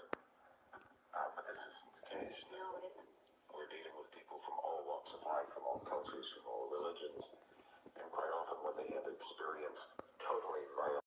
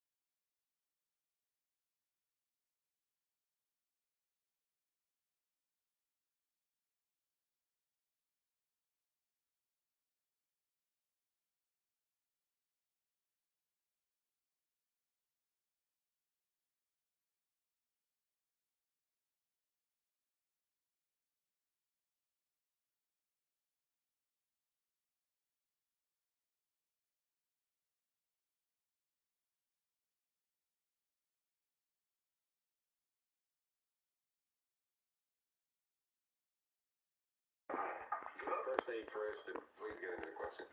This is Fred, and I would direct this question to Diane. She belongs to an organization, and I was wondering, is there a chapter of this organization in L.A.? Yes, matter of fact, as regional coordinator, we'll be setting up Friends of Ions, which will start December 6th.